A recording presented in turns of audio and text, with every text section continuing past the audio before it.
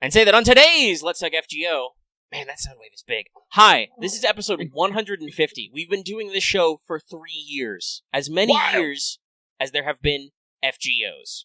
Kind of funny how that works out. Today we'll talk about it being episode 150. We'll do Mailbag. We'll talk about the lead up to the 5th anniversary of FGO JP. And we'll talk about Summer 3, because it's happening and it's cool. And we'll probably talk about other stuff because this episode is live to the public! Omega says it's cool, but actually, it's goddamn hot. It is goddamn hot. It is goddamn hot. Speaking of which, I am goddamn hot, Omega. It has been like 80 plus degrees all week. And with me, as always, is... It's like rain on your wedding day. Lucky. Because it's wet where you live. Okay, it rained once in like fucking 3 weeks. Excuse you. I hope everyone is enjoying Fate Grand Order, aka 7 Days in Paradise. And while we here at Studio Omega like to bring you the latest FGO-related news and memes, we will be talking about current and future events for both the JP and EM version of the game. So anyone not wanting spoilers should start up their own Dojin Circle. You said that so sassily. I did! Like, okay, because here's the crazy thing. Like, we've been going weeks without rain, and it rained once yesterday. And of course, the one time it rains, the next day it's like, oh, because it rained so much. I'm like, God damn it. How did you know? How did you fucking know? You live in the Pacific Northwest. Yeah, it's still guessing. Dude, like, we have deserts, we have mountains, we also have rainforests. The Pacific Northwest is a very, very varied climate here. How dare you make fucking judgment calls on my climate? I'm making judgment calls. I could be wet too, but also it's fucking hot. Can you tell I don't always prep the intro? If I had an idea, I lost it somewhere in the 45 minutes, I want to say. We fucked around in the pre-show. Also, by the way, we're like 2 minutes in. We can say fuck now. I'm gonna say, I think I said fuck before we started, because I was like, what the fuck? Yeah, I don't know. I'll double check. Yeah, so, before we go anymore else, I would like to remind everybody that this episode is brought to you by our patrons like Adam DeHarp, Ahega Comics, Architect 10, Blacklist OG, Carlos, Qua, Jeremy Vasquez, Kylie Denton, Legendary Boss Hunter, Rogue Robin, Shawnee P, some guy named Bob, Sotosan 0424-723, Videogamer 85, and Zach Reed. If you like what we do and want to see some more, consider supporting on Patreon. You can access episodes early and lots of other goodies. It really helps us out. Thank you for your support, everybody. Thank you. Crack. Psah. I'm gonna put this right up to the mic. I mean, technically, Lucky's paid to say fuck. Technically. We're getting paid right now. Hopefully. Hopefully we're getting paid. I don't know if that came across. It didn't. You gotta click on there.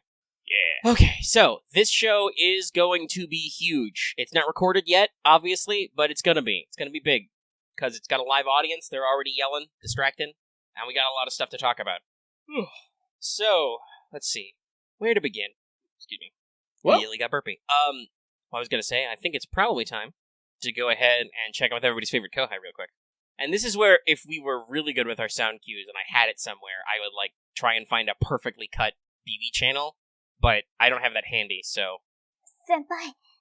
起きてください. That's right, everybody, it's time for Wake the Fuck Up Senpai, a regular segment for pro tips.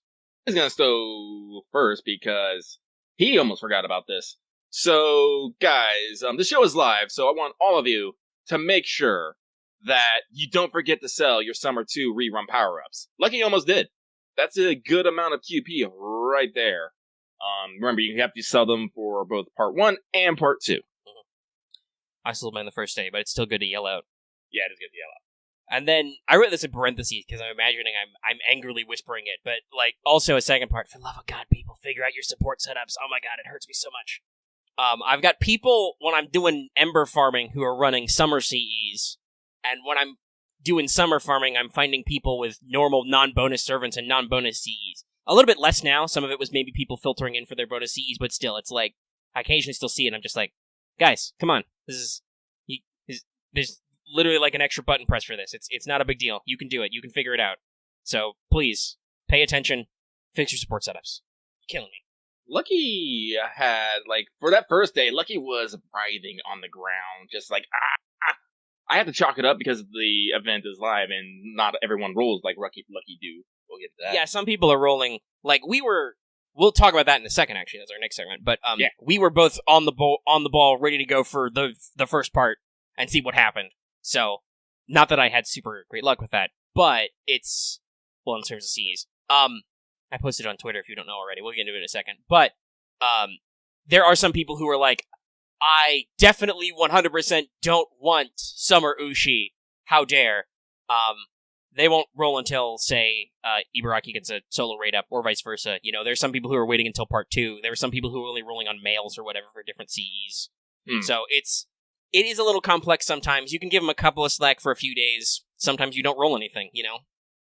Gotta wait for this to come in. But when it's like, when I see a Scotty, by the way, in my fucking Ember farming, who's holding, like, a point CE, I'm just like, you really don't understand how this works, do you? Not that technically anybody's support... I don't actually need your support servant. If FGO let me skip that, I'd be fine. But I'll take the fucking double lunchtime for the extra bond points. Why not? You know? So, yeah. I punch in. But yeah, speaking of roles, why don't we just go ahead and jump on into Records from the Phone, a regular achievement topic. Yours is first in this list, so... Yeah, so I'll go first. So, Lucky, unfortunately, but inevitably, spent way too much money on this game. I spent... Actually, let's see here. Calculator. Hang on, let me... Calculating. Hang on. Embodied by this fucking demon. Um... Dumb. I should do the different setup. I should have fucking run here. I'm a fool. So... I'm a fool, internet. I had, let's see, I think it was... Yeah, I had 240 quartz and like 31 tickets. I blew it all. I got like NP3 Ibaraki. And I'm just all like, this fucking sassy banana child. So sassy. So sassy. And let me, like, how do I explain this mood? I'm laying in bed. My phone is, my phone is like propped up on my, in my hands and I'm on my elbows, you know, that kind of thing, that kind of feel. Kicking your feet in the air? Yeah. Oh my god, how long does this fucking NP seal last? What the fuck?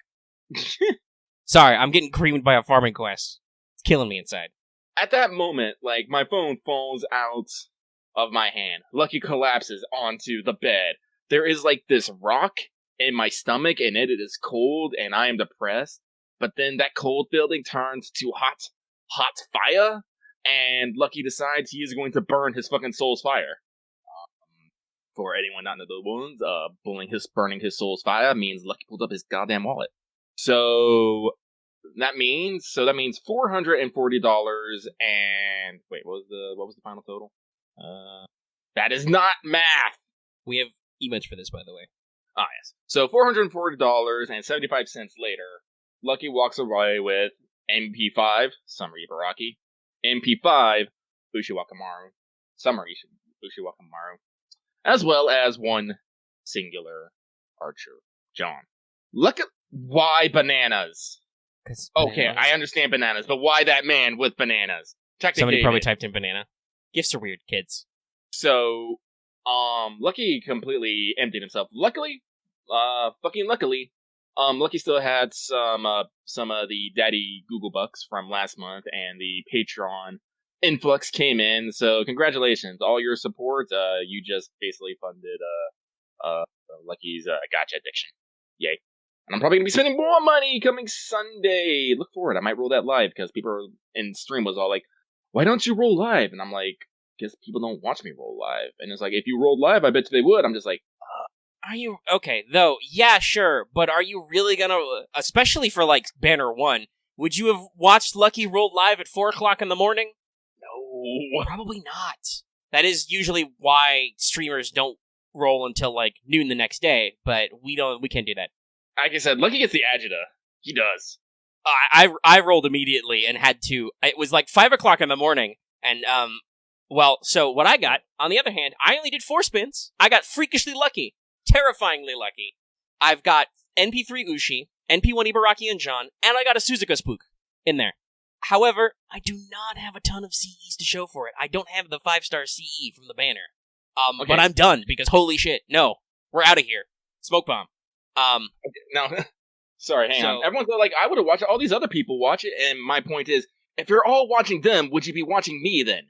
Yeah, you gotta time it. If you watch somebody else, like, not that we're, like, throwing stones at other streamers. But no. If you're watching them, you're not watching us. So it's like, okay, then we're in literal competition. Yeah. But no, it was like 4 or 5 o'clock in the morning. I did these rolls. I tweeted about them. I believe my exact phrase was, I smashed through the fence, jumped through the window, and kicked down the door. I was like, holy shit, guys, you've got to see this. Because in case you guys, we've been doing this for 3 years. This is the third summer. Mm-hmm. Third summer event. 150 episodes. So as you guys know, usually summer hates my guts. Oh, yeah. Sure. I have a very famous video of me rolling for just Ryder Mordred. I waited for the specific day. I didn't stream it because it was in the middle of the night, but I did record the video back when I had a good recording setup on my phone. Which I don't right now, which is why you don't see me, and I don't want to try. My phone's been actually, it's getting a little bit better, but with some of the updates, but it's also been a little sketchy sometimes during the event, too. It'll, like, hang for a second in battle.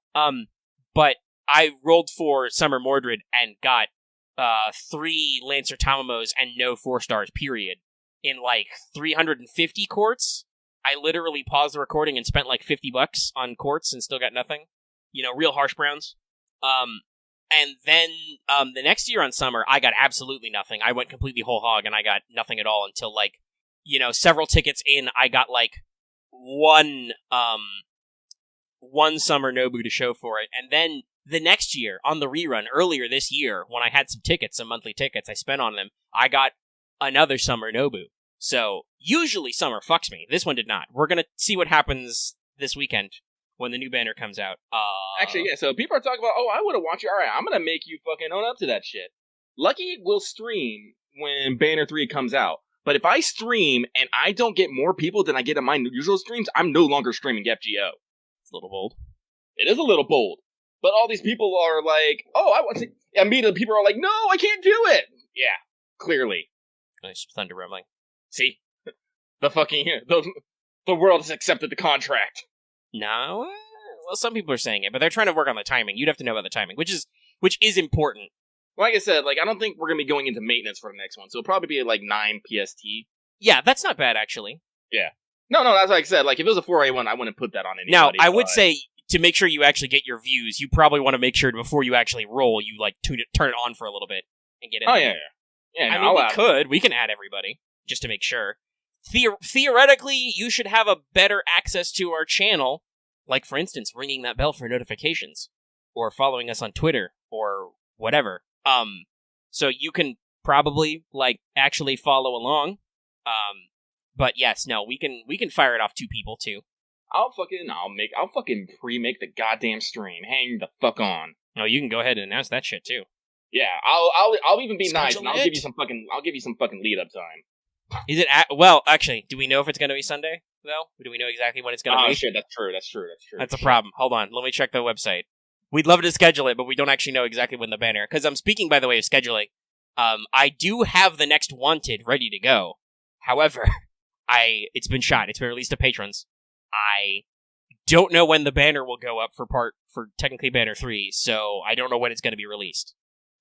It should be in a week, but we don't know the exact time. Will it be... The event technically started on Monday? So that would be 9 p.m. Sunday? Whenever a week has passed.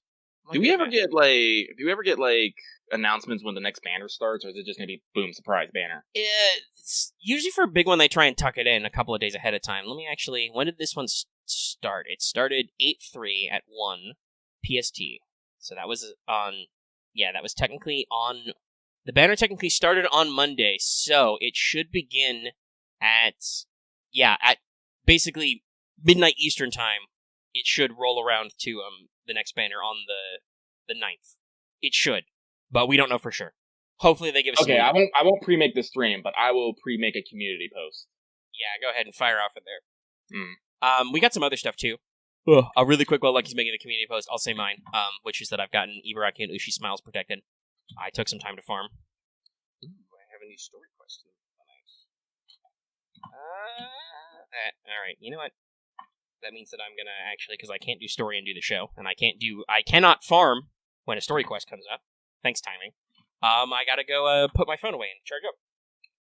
So hold on a second, everyone. I'm walking away from the microphone. If there's dead air, the editing will take care of it. Lucky's typing furiously, if you can't tell.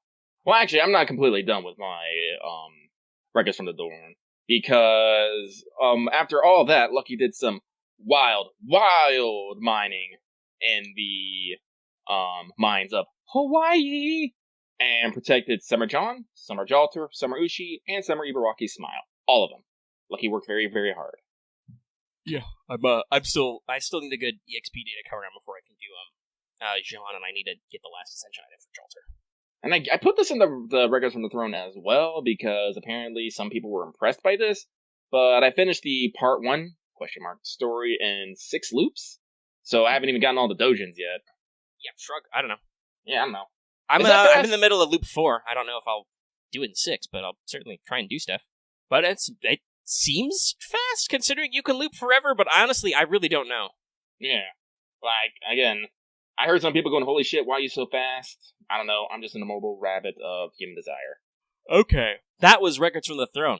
That only took 15 minutes. Oh, Devil shit did it 4. Influence? Yeah. I don't know right now. I literally just put my phone away. You can't ask me those questions. Yeah. Okay, I'll close that tab. I don't need that banner up anymore. Hey, really quickly, since we're now like 20 minutes in and everybody is left from the YouTube version. Okay. No, they probably haven't, because you've been dropping fucking bombs. I'll just have to make sure this episode comes out in a timely fashion so everybody can watch it and seal their fate. We don't have any Not All the World's Evil. That's cool. I don't think anything bad happened to Lucky spending a lot of money. Nope. So we'll just really quickly check in. Did you finish your master missions? You need to perform 30 FP summons. You need to defeat 8 servants, defeat 3 cavalry class enemies, defeat 3 knights class enemies, defeat 15 earth attribute enemies, defeat 15 human enemies, aka and also do an FP summon. Though I don't know, some people go deep on that FP run for CEs if they're not rolling banners right away. So I don't know, maybe people will do that naturally. I don't usually, unless I'm like absolutely not gonna roll and there's no fucking tickets in the event. But usually that's not how events work. I should probably put some extra, see if I can get max limit break that fucking... I don't know, is the male banner CE in the FP gotcha? It should be. Though both sets of CEs should be in the third banner. Oh, okay. I might do that then. I was lucky to enroll on the male banner. No offense to the male banner. I do want me a Dantes, but I'm all like, do I want Dantes or do I want all the swimsuits? By the way, there's a huge peal of thunder. I don't know if you guys can hear that in the final audio, but it's storming down here. Now, don't you worry. Now I have double backups, so the audio will be fine. The question is if the live show part will be okay, but eventually I will return. Eventually. Let's see. Oh, I gotta get back to typing. Yeah, he's typing the thing. Well, since I wrote most of this anyway, and Lucky's typing, it's time to go ahead and get into skelegrams. I did a weird skeleton voice on that. Hold on, I had to burp. Yeah, so technically, there should probably be a note here about the summer event happening, but we predicted all that and stuff, so whatever. It goes on until whenever it goes. You already know it's happening, as evidenced by... Ooh, really burpy. I don't know what the fuck is going on with me. You already know it's happening, because it's happening right now, and it's a hugely rated event, so we're not going to talk about that. So the big thing is that JP is doing an anniversary pre-broadcast campaign. Yes, the broadcast is still on the 10th, which will be more like the 9th for us, but whatever. Sorry, stretching everything out. So they talked about this in the interviews last week, which we mentioned, that there would be some build-up to the stream, so this is what they're doing. First off, memorial quests. They're time-gated, so you can't do them all right away. But completing them will unlock exchange tickets and some normal summon tickets. I don't even know. What are the quests like? I don't even know. The reward for the final one isn't published yet, I don't think, so people are a little nervy. Because to do the last one, you only need to clear Singularity F, so a lot of people are thinking Saber Alter's going to be back. You know, get ready for that one. But this includes CE exchange tickets. Guess what the CEs are? It's Honor of the Same Sky Arts. I really like this. And of course, there are only 2. However, slight quality of life though, much kind of like a White Day, though it's exclusive to CEs for the moment anyway. We'll have to see. Clairvoyance is going to come in real handy with this one, guys. But the Under the Same Sky is also a CE summoning banner. So, you can spend tickets or even quartz to get extra CEs and just see what you get that are available in certain regions. And it does actually have rotations about what region it's through. So, like, one day will be, Kanto region, and that is, like, Danzo, Sanzo, Bedivere, Arash, Mash, George, Artoria, Da Vinci, Hokusai, King Protea, and Bunyan, for instance. And then another day would be like Kyushu, which is like MHX, Ishtar, Mary, Amakusa, Fran, Sigurd and Brynhilde, Herc, Martha, etc. So you can kind of go through the rotations and kind of pick everybody out and see, what's what. So you can get access to some extra CEs. The tickets are basically, much like White Day, are there to guarantee which one you actually get out of the list, right? Mm-hmm. So there's 2 you can for sure get in your collection, and then you can completely randomize your other ones, which is could be neat, could be cool. I'm fucking pinning it. Oh, sorry, I put what I'm putting in the post in the FGO chat. Yeah. And now it is posted. Alright, so people better show up. Promise made. The bargain has been struck. Also, by the way, he's literally putting your future in our hands. We make a lot of money on those streams, so please watch. Yes, we do. Mm-hmm. Please watch, no die. That said, more people watch Lucky stream anyway, so it's fine. Perfectly fine. Alrighty, so that was... Where are my bullet points? Yeah, okay, so the CEs. So that's interesting. There's a lot of good CEs. I don't think there's a good graphic that shows all of them, but there's a lot of them. It's all the under the same sky arts, so... They still look good. Like, I look at this, I'm like, why haven't they done this for, like, all the previous years where there's, like, 30-something fucking CEs, I only get 2 of them? It's like, how dare? I mean, I'm sure what they were thinking was that, nobody will want to spend quartz or tickets just to roll for CEs, and then they've been doing this for 5 years, and they're like, oh shit, no, people really like these. Well, we'll do a thing. Like, they're doing their version of put your money where your mouth is. You want more CEs? Are you actually willing to, like, go randomly for them? I don't know. Like, honestly, I don't know if I'd, like, spend money, but I'd be saving up for anniversary anyway, so I'd definitely try to... Well, and doing all the Memorial Quests does get you summon tickets, and there's no banner yet, so we'll see. Like I said, if I remember correctly, didn't they say that all CE drops would be the anniversary CEs? Is it how that works? I think so. It's hard to tell.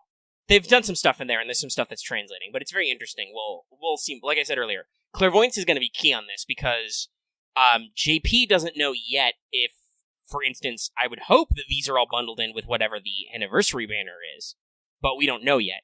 So, clairvoyance is going to be key to this. Let's see, but we do... actually, let me make sure we are on the fucking same notes page here. But we do have the stream coming up on the 10th? Yes. Right? Yeah, I believe the stream notification is pinned in our news desk channel right now. Actually, let me go look at that real quick. Ho. Sorry, I don't know why. Well, I know why. I only had like 6 hours of sleep last night. I felt a little sleepy just now. Okay, I'm here. Hold on. Into the microphone. Okay, I'm alive. We're doing it. I did this when I recorded a video that went live today. I just faked high energy until I felt high energy. I'm super excited, guys. You're super excited. And we'll see what happens, like, with dupes, but I'm probably right now the ones I'm going to pick is the Arash and Ishtar, because they're adorable and I love them. But there's a lot of good ones in there, so we'll see what happens. Alright. They've done some UI updates. They've done some quality of life stuff. So, you can now have, when you do double speed mode, incidental battle animations, like the scene transitions and some other stuff, now play faster. Oh, sweet. So it's even more fast. You can now set your preference for visible ascensions. So this will show what ascensions you want to see out of other people's servants instead of your own. Interesting. So you can see that. You can now randomize ascensions. Oh, that's interesting. And you can now activate a filter which filters out spoiler servants from your support list. I don't know what counts as a spoiler. I'm guessing story locks you haven't unlocked? Don't know. But there's now a mechanic. So that's cool. This is also slightly funny considering that FGO made you watch the new OP when you open the game. But they're trying. They're trying. They're working on stuff. What counts as a spoiler to the Japanese are weird. Oh, by the way, speaking of speedrunnings, I actually timed it. I can actually do the 40 AP Ember run in 1 minute and 45 seconds. Hey, Isn't that's that pretty wild? good. Yeah, isn't that wild? You all should time yourself sometimes. I should time myself. Sometimes I get, like I said, sometimes I get like slow ups and hang ups, but usually it seems pretty fast. I just have to actually pay the fuck attention. Mm-hmm. Hit buttons, do things. Green card go burr. By the way, my green card strat has existed for like a year before Scotty came out, so suck it. Waver's the only one you need. Speaking of people who need things, it's Strengthening Quest. It's a huge batch this year. And the final one is 4, which is sus as hell. The sussiest. So we'll run down who we actually know, because obviously it's not finished yet, and it won't be finished by the time this goes public. There'll still be a couple left, but we'll run down the ones we got for now. So Phantom of the Opera finally gets a buff. His Siren Song now has a reduced cooldown and now strips buffs. It's also explicitly made to target females, not opposite gender. It has a reduced cooldown. Its cooldown went down by 1, and it has a buff removal on it, which for a 2-star or a 1-star or whatever, not bad. Got a charm chance, cooldown's reduced, buff strip, very handy. Brynn also got an upgrade. Her Primeval Rune skill now gives her 20 to 30% battery also, in addition to debuffing enemies. That's a pretty good quality. Yep. The next one was double Berserkers. Raikou got an NP upgrade. Her damage multiplier went up as they usually do, and now she gives enemies a crit down for 3 turns. Not really sure why, but I guess we're trying to keep Raikou competitive compared to, Arjuna Alter and stuff. So I'm I guess, I don't know, maybe they're just trying to give a slight boost to the Buster meta. I don't fucking know. Raikou is still pretty popular for just ending something's career. Oh yeah, no, AoE Busters are just good at what they do, so I'm sure this is just kind of making sure the thing works better. I think we're trying to keep the power creep from getting a little too wild from everybody. Yes, and this does increase her damage output, which is good, and also the crit down over multiple turns means that you don't have to worry about getting clapbacked super hard with a break bar. Yeah, because if your enemy has a break bar and then they crit back, well, fuck, your Raikou has exploded because she will explode. Yes, that's cool. And actually, hold on, let me double check the stats on this because we didn't write it down. Someone actually got that image. Holy shit, I'm saving that. Darius Man got a buff to his Batcon. So, in addition to still giving him that guts, its cooldown went down by 1 also, because it was a pretty big cooldown before. But also now it reduces all enemies' Buster card resistance by 20% flat for 3 turns. Ooh. Which is good. So that doesn't scale at all. You don't need to do anything to do that. And for 3 turns, so that's just another enduring making Buster do a little stuff. Also, those PNGs are great. Yeah, no, I saved the first one. We may need those. Also, those little BB signs are great. I love them. I've been trying to get a good copy of it every time she runs past. I'm like, damn it, she's so quick. It's hard. She's fast. And then just today, so I was actually curious because they fixed Phantom Siren Song. I was wondering if they were going to do Steno and Urala because they got an animation update coming, but they'll probably actually, if they get a strengthening quest, to do them on the actual release date of the thing. Mm-hmm. So David got a buff. His NP. Let me actually check if the damage goes up. It might not. Nope, the damage multiplier went up, which is always good. And now it has bonus trait damage plus 200% damage if the enemy is giant. Ooh. Naturally. So large large enemies now take extra damage, and his damage multiplier got up, so he can work a little bit better at killing bosses. And probably what a lot of people is the big one, and means a lot of people are hoping that the 4-star caster down the line. We'll go over the rest of them in the line, but hoping that the 4-star caster is Miyu. Consort Yu got a buff. Her second skill is upgraded. Now, it increases her buff removal resistance for 3 turns instead of 1 turn, which was a problem because you had to have because Consort Yu's thing is that when you pop her NP, she removes all debuffs from herself, but also all buffs. The only way to stop that is with her second skill, which used to give her buff removal resistance for 1 turn, which was 100% at level 10. Now it does it for 3 turns, so her gimmick is that all of her skills have effects per turn that last 5 turns, and she has 5-turn cooldowns. So now you don't need to time her skills out as much. It also gives her 20 to 30% extra attack for 3 turns. So, which is good because her attack is awful. Basically I think they kind of realized that while it was an okay gimmick, it was a little too limited on 1 turn, so now they've given her extra attack, and they've increased the duration of the buff removal resist, so it's a little easier to play that balancing game with her gimmick. And will mean that she can actually hit surprisingly hard, because her NP effect, which is not removed, is that she gives herself 50% Buster effectiveness for a turn. And now if you've got her second skill working properly, she can have 30% attack up on that. So even though her base attack is low, she can clap pretty hard. This is a thing I've been thinking about a lot, because I talked about this with Summer Jeanne. Because her being Jeanne, her HP super high, her attack is quite low. But if you just time your buffs correctly, she still claps pretty hard. So I think it's the same with Consort Yu. Low attack servants can hit real big. And then tonight we will get a 4-star Lancer and a 5-star Archer. Who knows who it'll be. I hope it's not Fion again, because he's gotten a lot of buffs, but I don't know who it would be. Nessa? Nessa's a little bland. I don't see a lot of people using her. There's nothing wrong with her, just people what go for her. about Lancer Alter? Could be Lancer Alter. She does have a really shitty charisma I'd love to see fixed. Yeah. We'll see. 5-star Archer? I don't know, maybe... I don't know. It would probably be a permanent, but... I would say Orion. If it was, it would be Orion, I would think. Because, I gotta be honest, 5-star Archers... I mean, it could be Summer Jeanne. I don't know. But, because people do say she hits a little, but it's like... Let's see, you've got Summer Artoria, you've got Arjuna, but I think they've buffed him like 3 times already. You've got Tesla, who's been buffed. You've got Gil, who really doesn't need a buff. Like, Ishtar doesn't need a buff. And also, I think Ishtar got a buff anyway, even though she doesn't need it. Did she have, like, a skill interlude? I think it was a skill interlude. I remember she got buffed, and it was wild. But no, she has an NP interlude, which gives her free crit stars with her NP. It's pretty recent, but yeah, it's... So yeah, I don't think a lot of the limited 5-star archers need anything. So we'll have to see who it is. It will probably... One, it's not going to be Seishonagon. She's only been out this year. And it's not going to be Super Orion because he's a monster. So we will see if it's like regular Orion. They could probably do that because Super Orion came out, or maybe some others. If regular Orion got like an attack buff on like maybe her her anti-mail skill, that might be fun. I think that's all that really Archer Orion really needs. I think is just a solid arts buff on her cards. Probably, yeah. I don't know. And early game design is always the thing. So we got that. We got a 4-star Lancer. The next day there will be a 5-star Saber. There's 2 5-star Sabers in this lineup, by the way. Very interesting.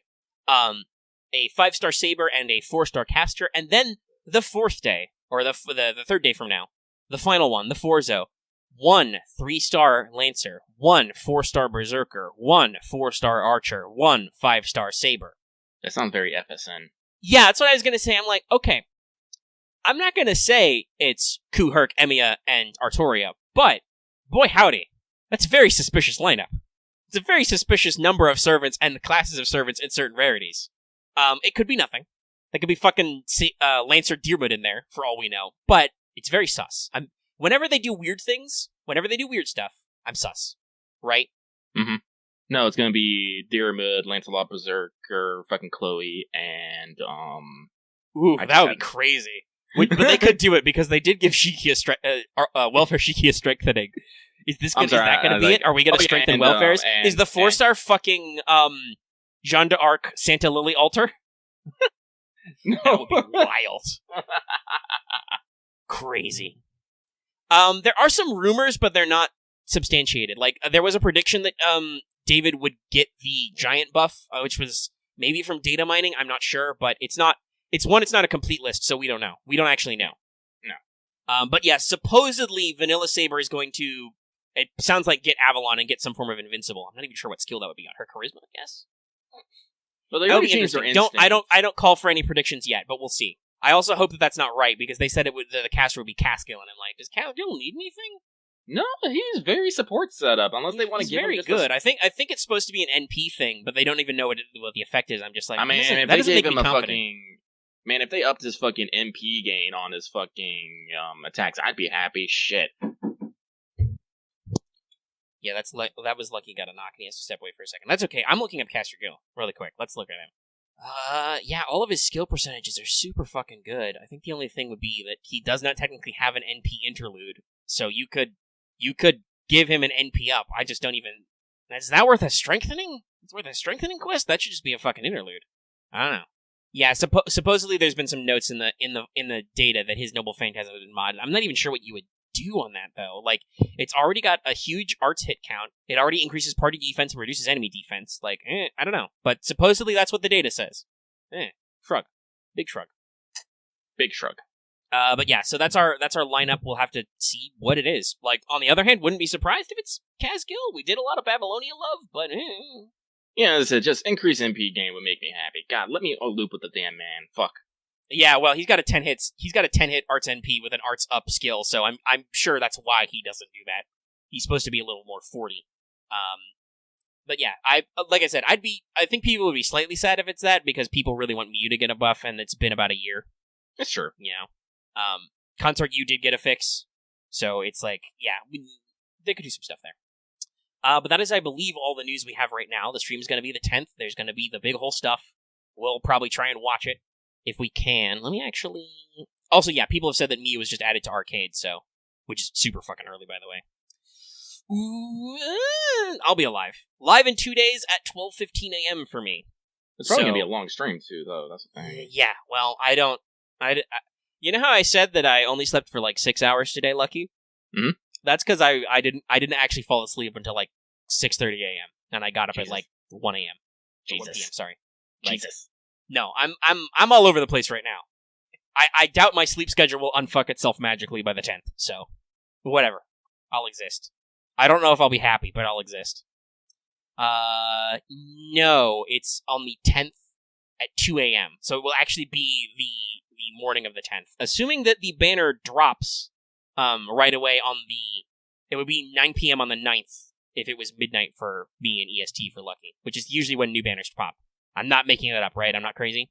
No, I don't think so. Yeah, it's usually at 9 PST, so that would give Lucky like 5 hours to stream and roll and stuff. But okay, that's the news. Everybody's waiting on bated breath for the stuff. We will continue to bring you the news as it happens, as it comes out. So that means that at a whopping 41 minutes and 11 seconds, it's time to do Mailbag. Yeah! Alrighty, so let me... Listen, y'all, I warned you this was going to be long. It's going to be long. It's what we do in an anniversary. I don't think we even have a spot in our notes to talk about the fact that we've been doing this for 3 years. No. I don't even know if we need it. We've been here for 3 years, guys. It's great. It's amazing. Thank you so much for being here with us. 2,700 and something subs. Shitloads of views and hours. Shocks me every week. But we're here. And we're going to do our hippest, latest new thing mailbag. Hip and new. Also, I gotta be honest, like, what? Before we get into that, I still have a hard time saying 3 years. It's confusing the fuck to me, but it's been 150 episodes. It's been 3 years. FGO's existed for 3 years. It's wild. That is wild.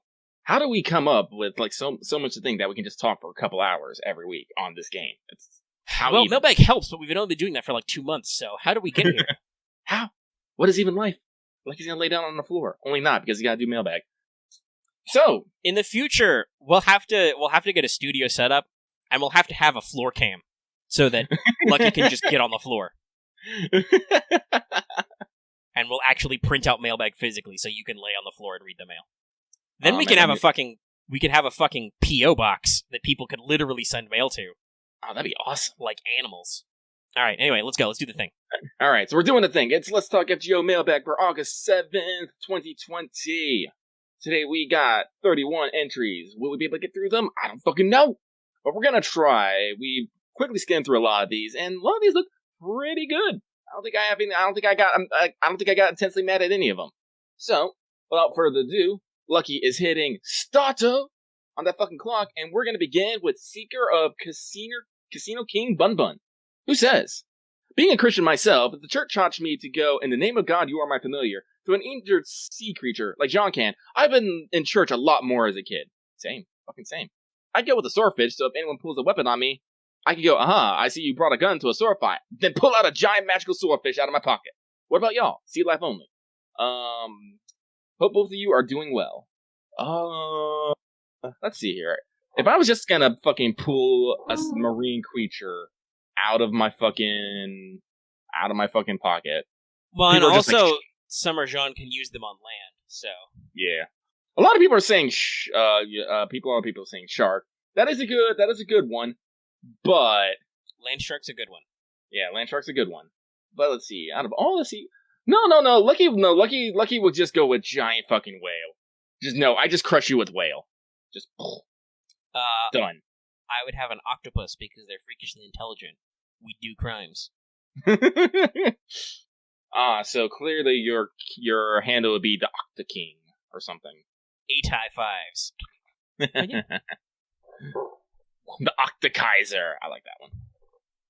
So they didn't technically say it still has to exist. You can pick a Nautilus if you like. So, Secret Casino King Bum Bum, thank you very much for your question. This one comes from the guy who was selling Nero merch during Servant Fest. Hello, Lucky and Manny, our editor-in-chiefs at the Studio Omega Publishing Company. We publish it? Well, I am head writer Omega right now. That is the joke. I guess that's good. Simple question. Out of the Jinshi made their revenge, what would you like to see fully fleshed out? For Lucky, out of the ones that he's gotten, he would like to see, We Never Summon, what was it, Bokubesh? Or something like that? Bokubesh? Shrug. I only It's have, like- 3, so... It's the parody of We Never Study. By the way, the 3 that I have made so far were, Martha Upper Body, which would probably be up on my list, the Round Table one, and then, Miss Anastasia Likes Ramen. Little Bullet's good too, but as I said, I don't want my girls having bad times. They're all pretty interesting. I don't know. I wouldn't mind seeing like Martha Upper Body, like see the servants in like a proper martial arts manga. That could be interesting. But yeah, there's a lot of doujins. There's a lot. Miss Anastasia Likes Ramen seems popular. It does. So that guy who's selling Nero merch during CernFest, thank you very much for your question. We move on. That one heathen who came onto Discord saying Summer Fran was banned and got royally spanked for it. Correct. My knuckles haven't reset. I can't pop them again yet. I can. That sounded much more like knuckles popping. Sorry. No, it's okay. I don't mind. So, question. Do you have any unpopular opinions regarding FGOs in terms of gameplay, server, and events? Also, I hope Summer 3 is going well for the both of you. Well, thank you. I hope it's going well for you. Unpopular opinion? All servants are fine. I don't know if that's unpopular. I don't know. Like, every time I'm, like, in streaming, there's someone who's like, you're doing suboptimal strats. And I'm like, okay, sir, I'm about to have to lay down the fucking law on you. Yeah. But, by the way, if I sounded freakishly silent there for a second, that's because, you guys didn't notice anything, but my entire power just flicked down. But because everything is on battery backups, including my internet connection, nothing happened. We're fine. But a little freaky. Yeah, like, I can be honest, here's the problem. I don't know what a popular opinion in FGO is. I don't know. I literally don't know, because outside of our community, I no longer, after doing this for 3 years, I don't really associate myself with any other really large FGO communities as such. Mm-hmm. Like, and yeah, that's a little insular, but we do have a pretty large community. And, like, I skim stuff too, but in general, it's hard to, like, just deal with lots of people all at once for me, so I prefer smaller communities of, like, 500. I guess another unpopular opinion is arts teams are fine too. Everyone's always constantly screaming about the butts meta. The butts meta. Butts meta! Yes, from now on, I have called the Buster meta is now the butts meta. The butts meta and the, and Quicks is now tits meta. I don't care about the butts meta or the tits meta. I'm just about that ass meta, the arts meta. Arse. I do like the Image Legendary Boss Hunter has posted for this. If I could add one more comment, so what? That does sound a lot like us. Yeah, no, in general, that's probably it, I don't know if that's actually unpopular or if meta nerds are just really obsessed about it, but neither of us really gives a particular fuck about metagaming. Like, no. We do what we do. Yes, I do have a 3-turn Ember farming setup, which I do sometimes use for other stuff. That's just convenience. It's Waver, Lancelot, and Fran. I've been doing it literally for like a year now, or more, and it just works for me. It has a rash in it to blow up the first wave. Boom, there you go. I don't need loops, I don't need your other shit, I just do the thing. It works. Except maybe on Lancer days, but that's only because Arash can't blow up a fucking Lancer gold hand to save his life. Lucky's also the person who spent way too much money on this goddamn game and has 3K Stopes max limit broken, so... Yeah, whatever. Listen, I understand when you're trying to figure out your optimal plays for free-to-play or whatever, or whatever. I don't care. I'm playing for my investment in the story. The gameplay is sometimes fun, but it's not my major draw. Yes, that's right, I said it. The gameplay is sometimes fun. Alright, so that one heathen who came on Discord saying Summer Fran was banned and got royally spanked for it. Thank you very much. Next we move on to this fucker. The intro. The intro. MP5 John Archer with 140 tickets. On one hand, you spent 140 tickets on this event, so, you know, I give you the golf clap. It's like, well saved. It's like, good discipline. But you put it in here, and then you came into my fucking stream and was all like, yo, I got MP5 John Archer, 140 tickets. I'm all like, why?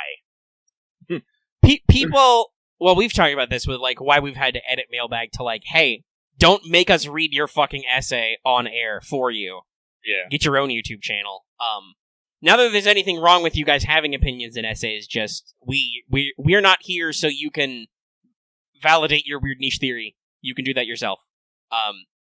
There is definitely a little bit of bragging, and I've had to sometimes in other streams put a moratorium on people, which does mean that sometimes I get less views, but on the other hand, I yell at people less when I'm just like, can we fucking not talk about FGO for like 5 minutes, guys? Mm-hmm. I'm doing it all the time, playing it so much. So, but people do like to just come in and like brag, but we actually read chat. I don't know. Yeah. So they ask, question, hey guys, love the worst. Question is, what's the most fun event or challenge quest you have played? Thanks again. Well, first off, Lucky has never had fun with a challenge quest. He's like, oh my gosh. None of them are really, they're interesting. I don't think any of them have really ever had a lot of fun at. No, they're not usually meant to be fun. They are challenging. Some people get fun out of a challenge, and sometimes they can be clever. Usually when doing them, I don't have fun though. Yeah, I don't know. I guess I would say that, I don't know. I'm probably gonna say this one. Most fun event. This one's pretty good. No, Summer 3 is definitely up there. Lot of love in it. A lot of references. A lot of keks. Top keks. But my favorite event... Do I have today's Emiya's gif of Emiya just rocking back and forth? God damn it. I don't. Whatever. If you don't, I should. I have, because I have this moment a lot. But, let's see here. I have to say that Summer 3 is pretty up there, because the way, like, we'll talk about this later.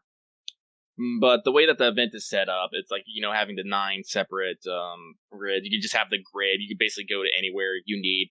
Makes and they're all fucking monoclass nodes. It just makes it real simple and easy. Yeah, and you can find something that works for you.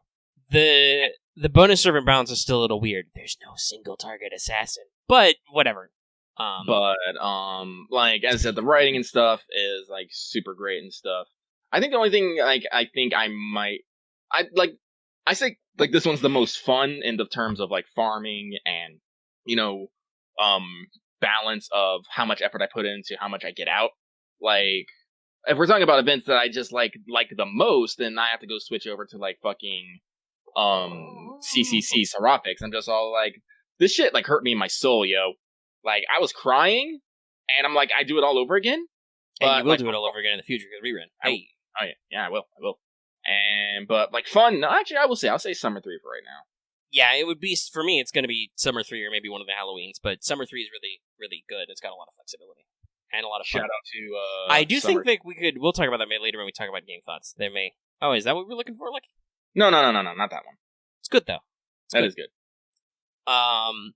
But it's good, yeah. Excuse me. Still a little burpy. Alright, let's do the next question. I'll search for this later. So, thank you, NP5 John Archer with 140 tickets, and fuck you. This next one comes from the Goza Gotcha yet to come. Dear Lucky and Mega, congratulations on your summer rolls. As it is now August and we've started a new summer event, this means that the Christmas season has officially begun. Sir. Fuck you. Fuck you. There is Halloween still. What the actual It's still Halloween this year, so you can't even... Don't you even shenanigans me. How dare! No sleep on that Onicure, y'all. Anyway. So, I wanted to ask if there's any servants you would like to see as Santa. I'm not asking for legitimate predictions, I just want to know if there's any you think that would be fun. Thanks and good luck with the Summer 2 banner. Summer Medea. Everybody was thinking that would be the thing, and then they did cuts instead. Do Summer Medea for Okeanos. Fuck you. Santa Medea. Santa Medea, sorry. What did I say? Summer Medea. But also, those are also good. There's a lot of S's, guys, okay? We are kind of in a weird place. You're asking questions about Christmas and Santas while we're talking about summer. Though, by the way, did you see that tweet from Yuasakawa? Yes, I did. It made me laugh. She tweeted about people asking her about Summer Medusas, and she was like, but aren't some Medusas like Gorgon, like mostly naked? And people were like, yes, still Summer Medusa. And she was all like, I'm rooting for you guys. Also, we'll see if that was like a subtle hint, because if there was the Summer Medusa, she would have recorded it already. We'll see. Mm-hmm. We'll see if she's calling her shot. Anyway.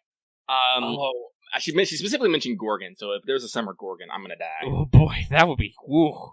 Wow, I'm not sure how you would make Gorgon spicier, but I'm sure you would. By putting her in a one-piece dress. You could probably go the opposite route. Put more clothes on her. Okay, so, but oddly enough, Santas have usually been associated with bosses of singularities, right? Or at least with singularities. Nightingale wasn't really a boss, but she was a major singularity character. Ketz was a boss, technically. She was a Santa. There was Jeanne, Santa Altera. So, Medea, because Okeanos, fuck you. Not Santa David. Or not David, Jason. They have similar normalized names. Though David was also an Okeanos. Don't do that either. I might accept Santa Asterios. That might be okay. I'd be okay with that. That might be alright. Or Santa Eurale with Asterios pulling her sleigh, like that one CE. That would also be okay. But still, Medea needs some love, guys. Please, for the love of God. She's an original. She's an OG. Why do you do this to me? Why is it always Medea Lily? What's wrong with you, Nasu? Why do you hate your own characters so much? Anyway, that just leaves Camelot, so Santa Mordred? I would go for a little bit twist, and I'd say Santa Lancer Ulcer. That can also work. No, I don't want a Santa Gwen before I get a Summer Gwen, y'all. Powerful summer skins. Powerful summer skins. But yeah, I'm being Santa Lancer Alter Lily. That'd be great. That would be pretty funny. But also I would I hope they don't go Lost Boat yet. They've still got, like I said, like 2 regular singularities to do. Assuming we have Christmas at all this year, I don't fucking know anymore. But yeah, they could go crazy and do Santa Gramps, but that wouldn't make any sense. That would not be historically accurate. It would just be funny. But yeah. Okay, I think that's that. Lucky, you got any other stuff you want to throw in there? No, but again, I am hoping that one day we will get a Santa Helena from FGO Arcade. Yeah, I wouldn't mind that. It's a little weird that they did the split, but it's interesting. They did eventually bring back, whatchamacallit, Da Vinci Chan? Da Vinci Lily. Little Da Vinci writer. And they did her different in the game, so I could see them bringing her back as like a real unit, as opposed to like imagine if she was like a Christmas limited, like a 5-star or something, as opposed to being a welfare like she was. We'll see if they do that. It seems weird of them to create all the assets and then stop, you know. But yeah. So the Ghost of Getah yet to come. Thank you very much. We now move on to Panflin-kun, who says, "Hi, Panflin-kun here. Hi guys, how are you doing? I'm doing okay. What character from the Fate series or other parts of the Nostriverse would you like to see in FGO? Probably you've already answered this, but I can't remember, so I'm asking anyway. That's fair. Doesn't matter if it's a pseudo-student or a character that we meet on our journey, just ask what familiar face do you want to see, not about what role they would play or what spirit origin they would have, or anything that's fanfiction territory. Thanks always for the great contact, and greetings from Argentina." Well, hello, Argentina. I mean, there was literally a poll for this. In JP, and I believe I agreed with most of it last year. Or not last year, last week. Fuck. Well, the Funny Vamp tops it still. That's one high up there. But like Charlemagne was number 2, and I think Toko was number 3. I'm like, those are good choices. People in Japan have good taste. Yeah. If I want to go wild, give me a not even as a servant, just show me fucking Alea in FGO. That'd be fucking wild. Actually have a chat with the counterforce, that could be interesting. Yeah. Because they use a lot of the same, it's weird, they use a lot of the same visualization, it's just we don't actually see the big glowing orb of stuff. The counterforce helps us out a lot, but... Like, I think that'd be fucking wild. Did you have any other specific thoughts on that, Omega? Well, Loth just said Altera Larva, that's another good one, yeah, but... Yeah, give me that small Altera. Other than just give me my Extella and Stella Link action. Do it already. That's what I'm about. Yeah, Archimedes wasn't on that fucking list. How dare they? It's been a while, and he's kind of an asshole. They'll. That's the thing, though. FGO would fix him anyway. No, Ritsuko, I'm the counterforces bitch. Always have, always will be. Hey, buddy, I need you to do a thing. Shit. Fuck. So, Pamphlet-kun, thank you very much. And I hope Argentina is doing okay. This next one comes from a foreigner. Dear Lucky and Omega, who do you think has a better laser beam animation, like Medea, Ishtar, Ilia, Abby, etc.? And have a wonderful day. I don't know if, they don't count necessarily as laser beams, but Archer John's Third Ascension has some crazy laser light shows going on there. Yeah, she has some water show light beams, which are very good. It's like I said, I think I said this in our Discord. The art for that Ascension is a little busy and it's a little weird, but in motion she's great. Luckily, you can pick different ones for different stuff. But yeah, Archer Jeanne is up there, but I like the aesthetics of Abby's beams a lot, like in her extra attack, just because they do all the thing. One that always strikes me is Caster Nero's NP beams. I'm just like, well, this is literally Oh yeah, no, it's a fucking whatchamacallit, a Gundam thing. Yeah, Some Gundam-ass shit. Yeah. Other than that, though, I don't really think of any beams that really make me mad. Fucking Made Alter's beam cannon is very unique because they use that weird angle in it, so that always sticks out to me. But other than that, I think that's it. Karna's I-beam's cool, but it's just like one animation. I just like it. So I just like the aesthetics of Karna talking about killing a true hero kills with a stare. Yeah. Again with the ant gifts, Proto. Get bigger gifts. I'm pretty sure Loth has literally posted a bigger version of that laser shark gift recently. But yeah, okay. So thank you, a foreigner. We move on to from a person who doesn't live in Upside Down Land but has an Upside Down Land sleep schedule. And I understand this feel. In a hypothetical land, DW drops a limited 5-star ticket for a 5th anniversary. Would you use it on someone in the past 3 years that you miss, or plan to use it for someone that we get in the next 2 years so you can save some quartz? I would plan. Either way, it would still be somebody I'd missed. Like, I had to read that question a couple times, but no, it would be somebody I missed either way. Yeah. There's like, I would not go, oh, I'm gonna get a 5-star ticket in the future, and not try to pull. That's like, no, to me, that's dumb. You should work with what you got at the time. And then it would be like, oh fuck, I missed somebody important. I'll get them later. Like, that's how I feel about 4 stars, and sometimes I've been like, well, I don't gotta go whole hog, because I can get them for free later. But I'm still gonna try for Consort U later this year, for instance, even though there should be a hypothetical ticket coming up somewhere, even though we kind of got the next one early because of Babylonia, but whatever. So, like, no, it would be somebody I missed no matter what. I don't know if it would be a future or a past one, because I haven't missed the future yet. The future is always in motion. Future is always in motion. Like, I can definitely say there are some SSRs in the future I want, but I'm still, like, down, 2 limited SSRs that I lose sleep at night. Like, I still want me an MXX Altern. I still want me a Da Vinci. But in the future, my big concern right now is Musashi, because, man, that one fucked me up a lot. That was the first time I bought a full 80 pack, and I got the bupkis. I don't think I even got any 5-star spooks. But in the future, no, there's still plenty I want. There's Murasaki, Kama, King Protea, Benny Enma, and that's just early next year. Lucky's not really thinking that much further outside that, and I'm still like, yeah, there's a lot of SSRs I want. So yeah, no, it depends on whoever my whale strats do not work on, which could be any of them. It could be any of them. Lucky does not know the future. He can only see it. So, thank you, a person who does not live in an upside-down land but has an upside-down land sleep schedule. We move on to Merkava Main, paddling a kayak with stretchy arms. With the advent of our Dojin event, I figured now's the time to ask what's your guys' favorite Dojins, if you have any. I mentioned mine earlier. We Never Summon. I really like the art, and Lucky likes romantic rom-coms. Harem rom-coms. No, you like romantic comedies. Yes. More romance, less comedy. Listen, Lucky might have been reading a whole bunch of fluffy feeling romances recently. You guys should, if you guys need to read something fluffy, go look up the fucking manga artist Saiso. They draw some stuff that will just inject pure diabetes into you.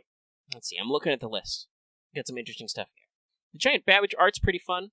There's a giant mechanism in the back, that's pretty funny. Oh, interesting. I didn't even realize they did some slight edits on Mother's ears. The new version shows less of a notch in Jack Cat's ears, and doesn't have a paw in the center of Matahari's. Interesting. Just need a little bit of a graphical fix, which I don't know if that's in. I wonder if they gave us the edited version. Lucky's not sure. I don't have that one yet, so I'll check. Also, by the way, to us, the I Want to Rip the Wicked and Villainous Daughter Apart is very funny because it features Luvia and Rin, and it's very clearly an emphasis to many, many types of novels. Oh, sorry. A little sleepy, guys. I'm trying to wake up. Oh, he trying. Yeah. Stretching. Everybody stretching. Okay. There's a lot of fun ones. I'll get them all later. A lot of people are astonished by Melancholy of the Theatrical Demon because it's not the protagonist, it's Baby Dantes. Mm-hmm. That's right, I said Baby Dantes. Babu. It's very funny. Scratchy. Okay, anything else? Anything else? No. We'll keep moving. So, thank you, Merkava Main, paddling a kayak with stretchy arms. This one comes from Emblem, who was working on the Fate Dojin. Yay! Who asked, hey guys, I made it early this time for my mailbag submission. My simple question is, how have you guys been? Thank you for answering my question. Enjoy the rest of your hopefully wonderful Friday. Well, thank you, Emblem. You are a cookie. So, how's my day going? I just recently learned that tomorrow and Sunday I have to go clean a house because we're going to get it refinanced it, and the place is trashed. I'm just like, I don't want to fucking clean. Yeah, everybody hates surprise work. Ooh, how's that going to work with, we're doing I don't know. We'll figure it out. We'll figure it out. That's a problem for later. I'll probably stare at my dude and be all like, yo, dude, I gotta go record. Or, yo, dude, I gotta go play a game. Stuff, things. Anyway. Stuff happen. But other than that, like I said, I've been playing a lot of video games. I haven't been sleeping well, and I'm drinking way too much energy drinks. But, that's life. That's what happens when you don't sleep. You want to be awake. Yeah. Because I think we've had this conversation before. I don't know about Lucky, but Omega's not much of a nap person. Like, I only nap if I've only gotten, 4 hours of sleep that day, and I'm literally exhausted or sick or something. So, I'm usually just tired all day. Mm-hmm. So, yeah. Me, I'm fine. Like I said, got a little sleepy, got a little light on the sleep last night. Don't know why, couldn't sleep. I have that problem. I don't have full-blown insomnia, but sometimes I have a hard time sleeping. Mm-hmm. But I'm doing good. I want to go farm more, and I want to go play more stuff. Oh, if you heard a sound in the live, that was me readjusting my mic arm, because I'm sitting back a little bit. I'm slouched down in my chair, my proper procedure. That'll get out of the edit. Don't you worry. Mic arm noises. My mic arm needs some work. It is kind of like a metallic fart. My mic arm needs some WD-40, but I don't have any handy, and nobody ever delivers it to me, so it will remain squeaky forever. Because I'm not going to find it in the garage. Anyway. Yeah, Lucky won't make everyone feel old and achy with complaining about his life. So, Omega, how's your life going? I just said it. Okay, and then we're done. Okay. Doing stuff. Oh, no! Oh, he's dying. Hang on. Oh, he's dying. Proper breathing techniques activate. Don't breathe water. You can't do that. Trust me. Okay. I've tried. Okay. That was the wrong time to sip, apparently. Bad sip. Bad sip. Okay. So, thank you, Emblem, who's working on the Fate Dojin. And we move on to Crow of Crows, who says, Dear Lucky and Omega, assuming that there was a Nazuverse fighting game that included every character ever, who would you main, and why? I don't think I can even. I literally can't even, in fact. Lucky will main Tiamat. Question over. Yeah, okay, I think we're done. Lucky will just mash low kick for awe to awe continuously. So thank you, Crow of Crows. This next one comes from Pro. I'll betray anything and anyone. Toe. Does bad pools equal compromise account? Because the only good things that came out recently for me was MP2 Summer Tamamo and or MP1 Izo. My FGO mood goes down faster than you can say Nazuverse hates humanity. So you can say that fast? I don't know. I wouldn't say that Nazuverse hates humanity, but I would say that Nazuverse challenges humanity. Anyway, to the question. Obviously I would say no. I suppose if you have, literally nothing, then yeah, sure, I don't know, start a new account. But, most people don't.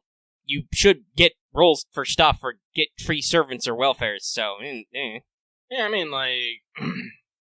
can understand the feeling when you don't get what you want, but... Right, and if you don't feel like you've had luck for a long streak, we've talked I'm pretty sure that was a previous mailbag question about, what our longest dry streak was. I've had some pretty long periods, but also I don't roll for a lot of periods, so... You cannot approach this game with the attitude you'll get everything when it happens, if you're not going to spend money. Lots of money. Even if they, fix, introduce a pity rate or whatever, even then, you wouldn't...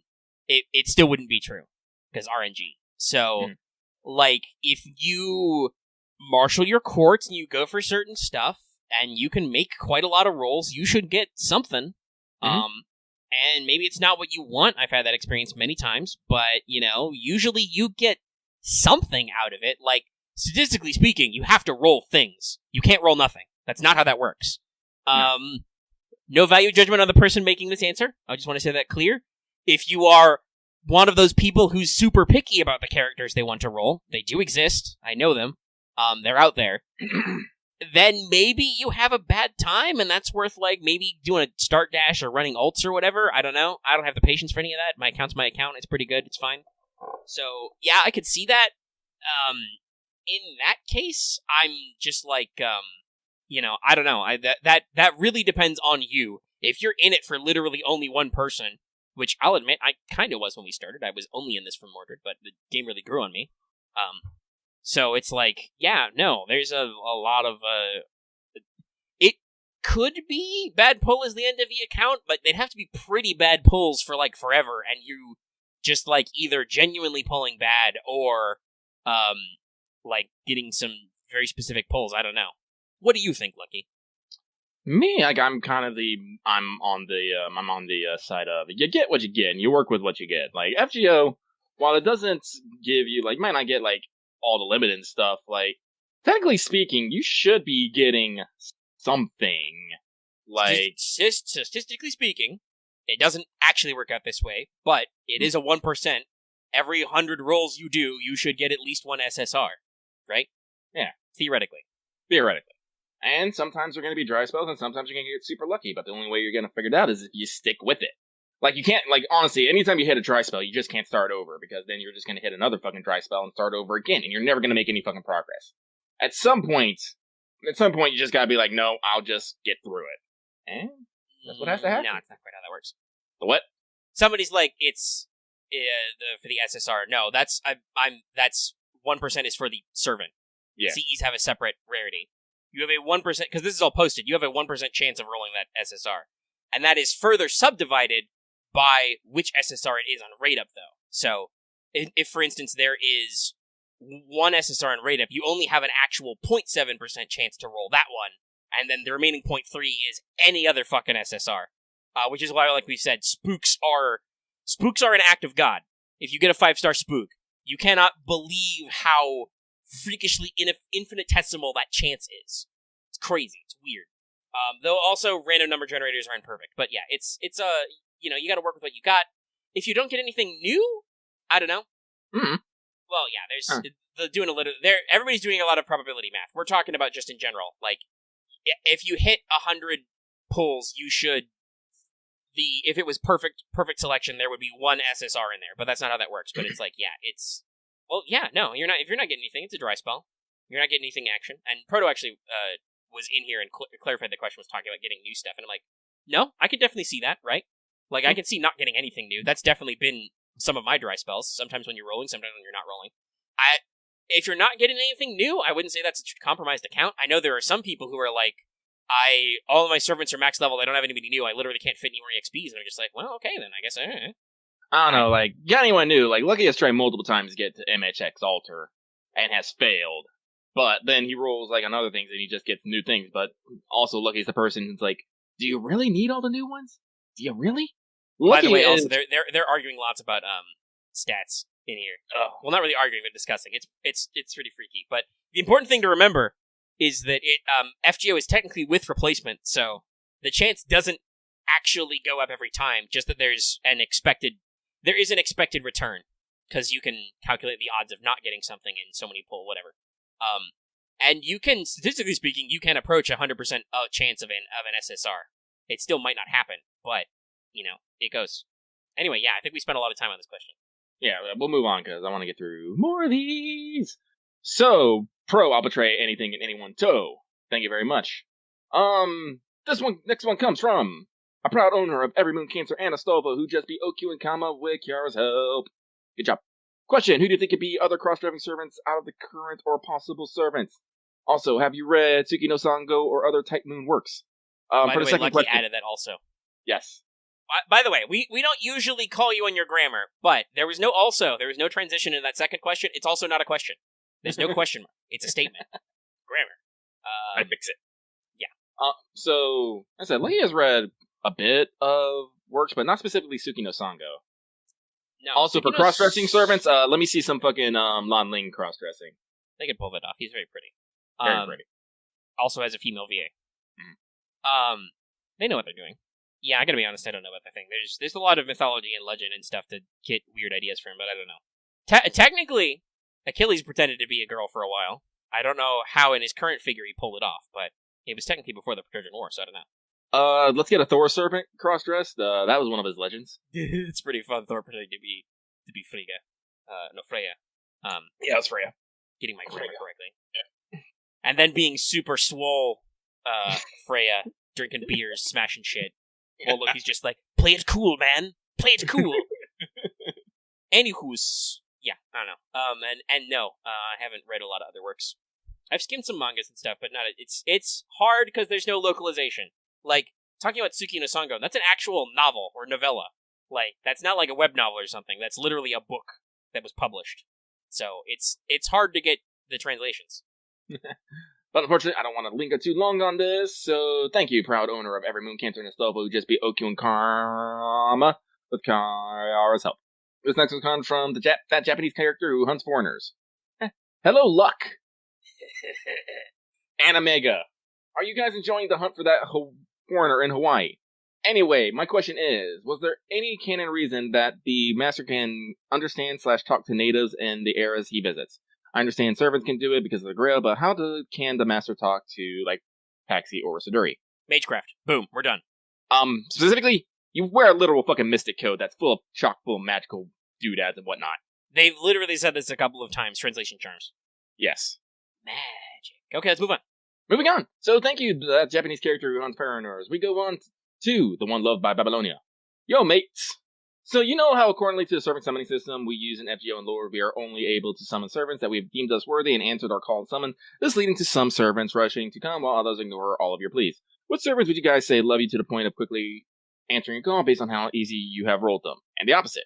P.S. In my case, I'm apparently loved by Gilgamesh and Iku, as both have come easy in Spooks, Gil during the all raid up in New York while trying for Belt Moriarty Hokusai at the same time, but never got any love for Lancer Kiyohime, no matter how much I rolled. Well, guys, I've got 8 Thenos, but I'm pretty sure that's just Thenos fucking with me. Sassing me, if you would. Sassily. Lucky doesn't think that servants, are ignoring me. Lucky just thinks that some servants might get suddenly pushed out of the way by other servants. That's a good way to think of it. Enkidu definitely, because I got him on a spook on my Aresh pulls. I still got Aresh without super breaking. I still had a couple of rolls left. I was getting a little desperate. I was a little on tilt, but I'm pretty sure Enkidu fucking took the bullet on that first one, because I think that was my first 10 spin was an Enkidu spook on that banner. I'm just like, why? Why have you done this? Go sit in your corner. Go sit in the corner with Fion. Like, let's see here, like, because Lucky has, like, NP5 Artoria, NP5 I mean, it's very typical. I got Jolter in my first 30 courts, and I didn't get Maeve until a spook on Valentine's the next year, even though I immediately pivoted and spent all my remaining Saint courts I'd saved up for Jolter on America 3 or 4. Like, honestly, like, aside from, like, I think I have, like, all permanent SRs at, like, NP5, I think. Yeah, you roll a lot, though. I roll a lot, though. It would probably be better to see, like, who popped immediately in banners. Like, I got Mordred pretty quick. I think, generally, Omega's rule is, with the exception of Summer, because Summer is evil. I'm not even taking into account the Freak Luck now. It's just still weird. Not counting for Summers, the banners I have done best at have been the ones I have saved for. Usually, other than my weird scrambling for Musashi, most of the cases where I have outlined, I want that servant, I'm not going to spend any Saint Court until it's that servant's banner, and I'm going to roll, those go fine. Those go perfect. Maybe not with 4 stars, those are sometimes a little chaotic. But with 5 stars, that's like, when Ishtar was coming up, I was like, okay, Summer's over, my Courts is locked in. Worked.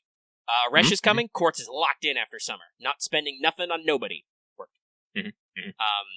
Also, honestly, this summer, there's not much people to roll for, so my Courts is now locked in for Consort U, but that's just because I'm gonna roll on Sitanai? No offense to Sitanai, she's cool, but I don't necessarily need another alter ego, and there's other stuff to roll for. But anyway. So anyway, thank you, the one loved by Babylonia, for your question. We're gonna move on to Cabal player number 3, who asks, Hope you're having a good day and a not-so-exhausting mailbag. My question is this. Considering the situation with Summer 3, and won't go into it because of spoilers, maybe. Why a maybe? What kind of outer or eldritch gods can be implemented well in FGO events or plotlines in general? Well, my knee-jerk reaction is, give me that sweet Ada Ma Shib Nagurath. Like, I will forever, like, this is fully because of cultural contamination. Because I love Pochi so goddamn much. But her the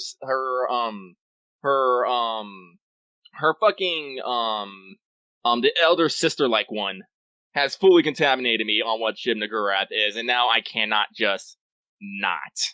I just can't not. It's all like, yeah. You do know it's supposed to be like these like giant black tentacles and like screaming maws and, you know, utter terrifying. I'm like, yeah, I know, but also Onesan. Mm-hmm. And then I sip. Like, yeah, you know. I don't know, like, access part of the question is how they can be implemented or used. Nope. How would I fucking know? That's not in the question. Nope. You asked like, what could be used. So by the way, I'm gonna Dallas stole my answer. Yellow King Carcosa Haster. That's one that's already big in the pop cultural sphere. Like, I post this because it's always relevant. I saw a fucking ad for like a web series called The Cultists. I think it's on Amazon, where they're literally name dropping shit like Carcosa and the Yellow King, and I'm like, wow, that's come a long way. That's hitting pop cultural osmosis. I'm seeing that on fucking TV. But yeah, no, that's a great one. I was like, talking about how I can implement it. Like, how do you even implement things? Like, okay, slight fucking spoilers for those who might not be in the fucking know. But like BB, a fucking digital AI from the future, fused with a Hawaiian volcano goddess, and then technically, I believe she phrased it as she installed a copy of Pele's data. Yeah, and then looked through a fucking then went to a fucking observatory, stared out into the stars, and somehow visually high-fived Nyarlathotep. And she's like, alright, I'm that person too now. Like, and the fucking sense of it, like, it makes no goddamn sense. You literally, like, you just look at a story and you're like, alright, I'm gonna rub some foreigner on it. Yeah, I gotta be honest, we still don't know what the fuck's up with Consort Yang. It's been a year. She didn't have a trial quest. It's not clear in her description. We think she is a particular one, but also we have no fucking idea because it's just not explained. Now look at the other ones. Hokusai. I'm literally pretty sure they said, alright, what can we do for Hokusai? Fisherman's wife, tentacles, Cthulhu. And then someone was all like, print that shit. Hydro tentacles, clearly he can do that. Okay, yeah, I take that back. She did actually have a trial quest, but it had no story. It was just a tryout. And, as opposed to Hokusai, who actually explained herself very well in her trial quest. Yeah. Or themselves, technically. Ooh, spooky. And Abby is we literally need a whole EOR singularity to explain how the fuck that happened. Yeah, and it still wasn't explained that great. Don't get me wrong, I think Sam's okay, but still. Yeah, it's basically just, Realm is just like, I wanted to make something fake real, so I put some fake in your real and some real in your fake. And now, she's Yog-Sothoth. And I'm just like, what? Abby, take a nap. And Abby's like, I will nap now. Okay, singularity over. Fuck off. Now she come back. Shit! Yeah, and then we get our own copy, who's just like, oh, that's weird. No, we're not, we are not fielding follow-up questions at this moment. That's not how this works. No, we're on a time. And time says we have breaking shit. We have 12 minutes. We're going to keep going. So, Cabal player number 3, thank you very much for your question. We now move on to the player who sees through the lies of the Quick-E. Was that supposed to be a exclamation mark? An upside down? Oh, it says quick dash lowercase I. I'm guessing it's supposed to be like an Illuminati, but you should have put some extra... You put some extra consonants there. The Quickie. Whatever. Yeah, I guess it's Quickie. Anyway. Hey, lads! Love your stuff. I'm curious about your opinions on tier lists which can claim the gameplay. I ask this because Game Press has done categorically goofed. Also on that note, does Scotty's presence make arts investors less viably attractive from a gameplay perspective? Cheers! I think the answer to both these questions is no and no.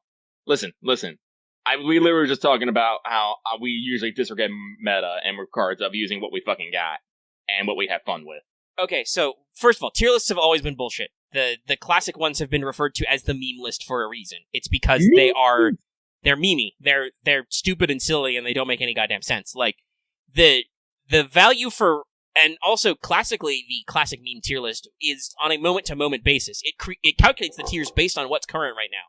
On the meme list, I believe it was Vanilla Nito shot way up when Lost Belt 1 landed because there are a lot of annoying assassin mobs in Lost Belt 1 who have a low death resist. So she was very useful then. And then, whatever, not useful anymore. So it's a really chaotic level to measure, and most tier lists try to keep this in mind. We're like, okay, this is for farming. This is for challenge quests. And then this is for but it's too complex. It's not worth it now. We just don't pay attention and don't care. Yeah, App Media is the meme list. So, the pleb who sees through the lives of the quick E. Thank you for your question. Oh, we only got, let's see here. We got 10 minutes left. Do I want to curate these a little bit? We don't got that many left. If we just try not to get super distracted... What were you saying? I was just saying, there's not that many left. If we try not to get super distracted, we can probably power through some good ones. Okay. So, let's try. Okay, so Alias, there are no more versions of Mysterious Here on X for me to put Nightbot in it.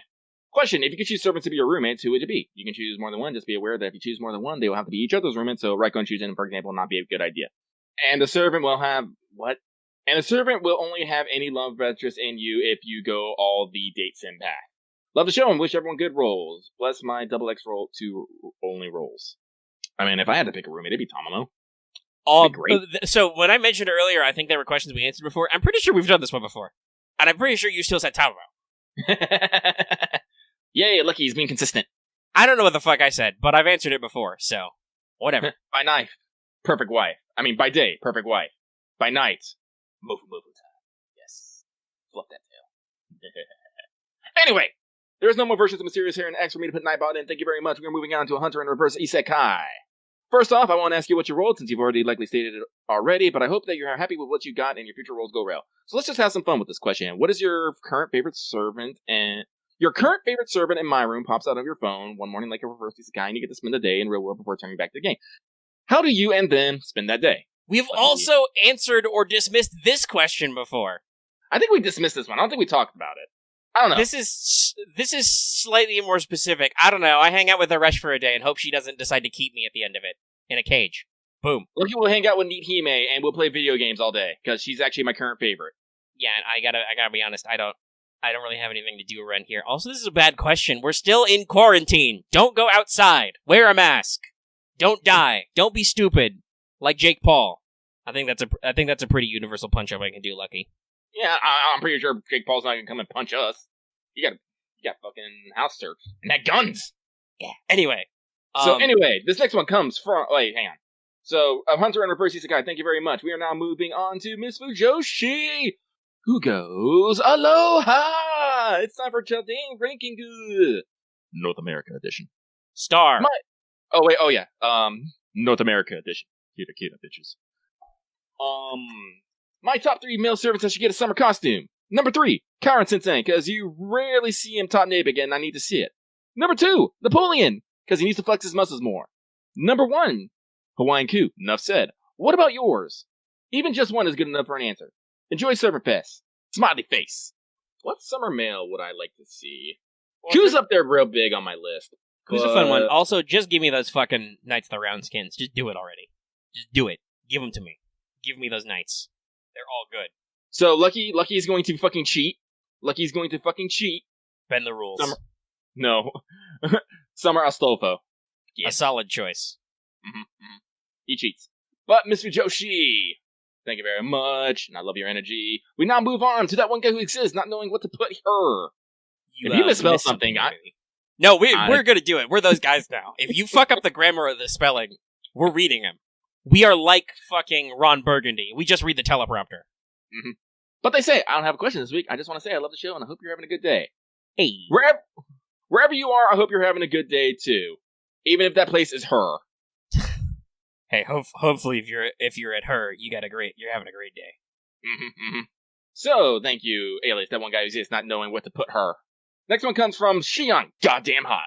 Hello, Lucky to Mega. Glad to see everything is going well. My question is real easy. What is your favorite Summer 3CE art? Super easy. I've been shilling this like all day. Fucking a foxy lady. How Foxy fucking lady. dare? How fucking dare. Yeah, we probably could have synced that up because we were both going to say Foxy Lady, but that's hard. Foxy Lady. Yeah. We don't have a lot of time. It's Foxy Lady. Mm-hmm. Foxy, Foxy, Foxy. It's a Foxy. Woo! Which is funny because Tomo is actually a jackal. Anyway. Mm-hmm. So, Jeanne, goddamn hot. Thank you very much. The next one's coming from Kaleon King.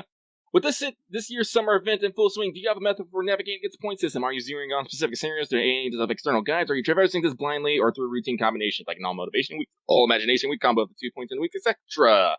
Also, tangent, my pools have been hell, spent tons of coins, and got done testing lots on cast skills, but did 2 10 pools on a whim, and on the other side to get John Archer. Oh, I wish the pools were flipped. I've gone potentially lots of Ushi and or Iba. Oh well, take him what you can get him. We have guides. We check guides. I think. Well, excuse me, you check guides. I don't use fucking guides. You don't look up it drops in a map before you go there? No. Animal. Like, I beat it up, and I'm like, alright, what dropped here? And I went around like literally all the maps. I'm like, okay, so, because the game has that handy function. Once you beat the map, it shows what you dropped there, and usually you get your currency drop and your well, and also literally the map drop. tells you what points drop there, so that's good. I like that this year. Yeah, so, but usually, Lucky usually goes fucking blind. Like, I don't need no fucking guide. I just, for the sake of my sanity, I just look at the picture and I'm like, what drops where? Okay, fine, I'm done.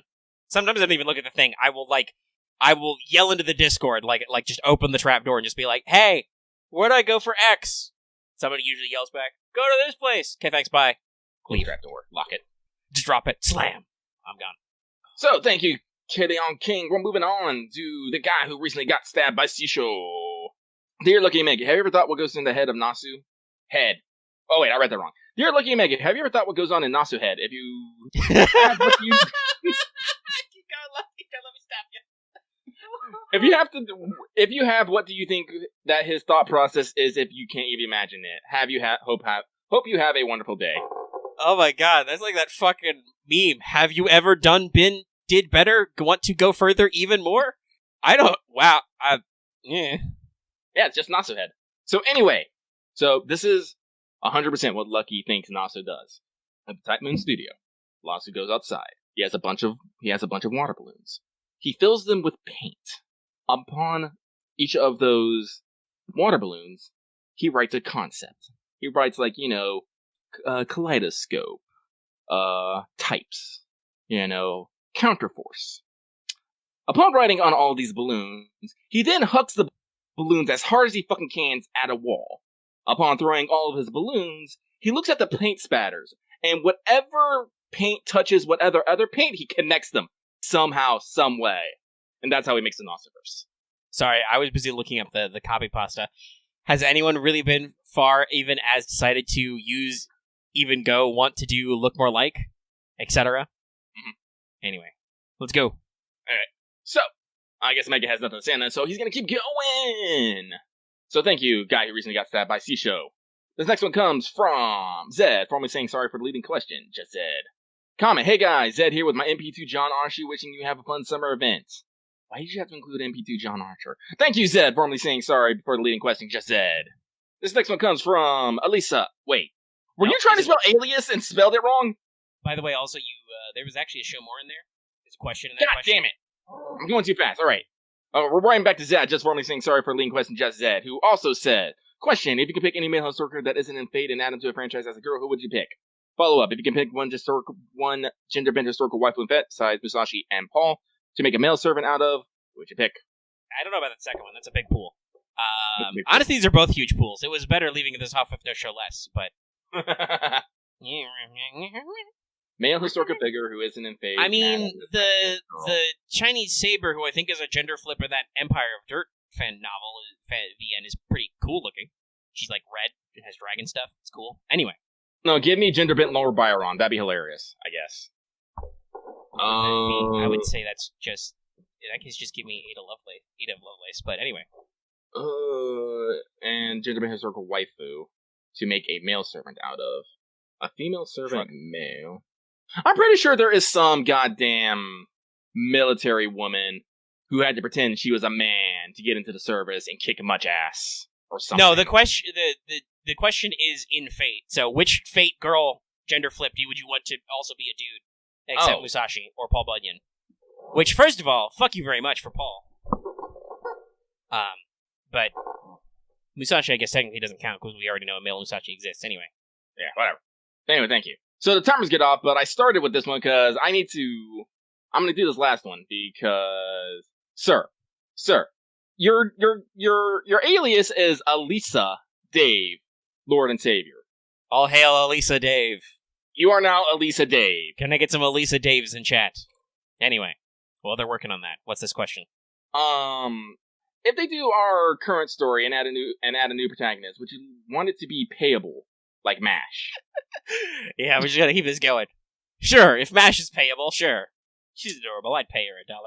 Yeah, she has to earn a wage. Yes, I would like to pay MASH. This is super important. But that is it. We've reached an hour. We have 1, 2, 3, 4, 5. Oh my god, we only have 5 left. Can we just do them? Let me see. Are any of these super long? Let me check. Actually, let me check the mission clock. We're still under 2 hours on this. We can go. We can go for another 15 minutes. Yeah! All right, so we're going to keep going. So thank you, Elisa Dave, Lord and Savior. We're going to move on to From Undead Fox. Dear Lucky Megan, my question is, now that we have Archer on, what other servant do you want to get the Archer treatment? Don't know what that means. I guess... who would they want to get turned into an archer and throw weird shit? I guess? Artoria, Lancer, Alter. There. Boom. Big titty. She can, wield, heavy artillery or something. Because clearly she has the big guns. Moving on! Thank you, Undead Fox. Now we move on to... Rube. Wait, you spent how many friend points? Aloha! Hope you guys are doing well. Here's the question. What launch server do you think should serve a second animation update? Who... Yeah, no, I was right. Who Gil and Artoria received theirs. Personally, after watching the Fade Extra Record trailer, I would like to see Emiya receive one.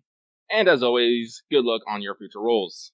I'm pretty sure there's launch servants who haven't gotten an animated updation yet. Why would I be concerned about second ones? Yeah, no, I mean, obviously there are people who could probably use a touch-up. Emiya could be cooler, though he's already got a lot of his good moves from, Unlimited Blade Works in there. Obviously they based his animation update on the fucking animes, but Isn't Maharu still using caster balls? Yes. Ushi is still a launch servant. She still uses vanilla saber animations. There's a long list of people who have 0 animation updates who we could go for. Yeah. So, yes, Lucky would rather focus on the ones that we have. Urali doesn't count. She wasn't a launch servant. 2, she has an animation update coming. Her animations aren't actually updated yet. Somebody put Urali in there, and I'm just that's nonsense. How dare. I'm fine with Medusa. What do you want out of Medusa? I don't... She did get animation updates of her. Yeah, I'm saying, I don't... What do you want out of a second one? It's fine. She does the thing. She turns into a comet and she explodes. She does the fucking thigh crush. Yeah, thigh crush. Actually... All the stuff. I think Shakespeare still has caster ball. While caster balls still exist, you must not acquit. I couldn't make that rhyme. You know what I mean, though. Yeah. And also Ushi, please, for love of God. While caster balls exist, you must make them desist. I tried. Anyway, so, thank you, Rube. Wait, you spent how many friend points? For your question, we're going on to the guy who was totally awake while you were reading this. Lies. Actually, he looks like he is awake. It says he's online on mobile, but is he in the... No, not present. Nope. Might be showing up any second then. Anyway, gut check. Predict an anniversary servant off your head. Go, Tiamat. Also, my prediction is a character who's not out in English yet, so I'll skip it. Also, I wish you guys luck for Banner 2, but I'm saving for myself and MHXX. Cool story, bro. Mm-hmm. Alias, thank you, the guy who's totally awake while you were reading this. This next one comes from a sassy fucker named Dude Who Plays FGO because he enjoys Fate as opposed to waifus. Lies. Fate is waifus. Fuck you. Hope all is well in your respective ends. Since the engine update, FGO NA has received some animation updates earlier than anticipated. Do you think that a chance that FGO NA receives any servant skill ranks up ahead of Schedule 2? I personally can't wait for Mordred's Intuition to Scarlet Lion rank up. Take it easy, gents. I don't think we've actually ever really done anything. I think it's actually Cigarette Lion, though I'm very curious if they'll call it that in English. I don't think we've gotten... Maybe we've gotten interludes a little early, but usually we're following the schedule. Here's the thing. Mordred's update, that's for the APOC rerun. That's not going to move ahead. They just won't. It won't. That's not how that works. Animation updates, I'm quite frankly surprised they're going so apeshit updating them. But yeah, no, we've talked about this before. FGO loves to do stuff tied to things. we've made it so now we just throw out random strengthenings, random rank ups when we do an event, right? And we throw out events when they're tied to something in real life. Doesn't matter how small. We put an FGO sticker on a convenience store. Now have 4 St. Courts. Whatever. Wait, did they actually have CE promotion for that? I don't think they did CEs for some of that stuff, but it is a lot of things. Hang on, now I gotta go double check. They've done a lot of little things where they're just like, and we did a thing, have some St. Courts. As opposed to not just giving you St. Courts for existing. No, it has to be for something.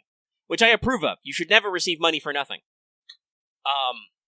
But yeah, I don't think they can swing that early. I'd love them to, but it just doesn't make any sense because they don't have any like animation updates. Sure, those are always getting updated, but skills are like, no, this is like timed to the version. They probably could now since we're on similar versions, like because we did the engine update. But I don't know.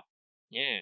Anyway, we're gonna move on. So thank you, dude, who plays FGO because he enjoys feet. How do people react to that with Rare Prism?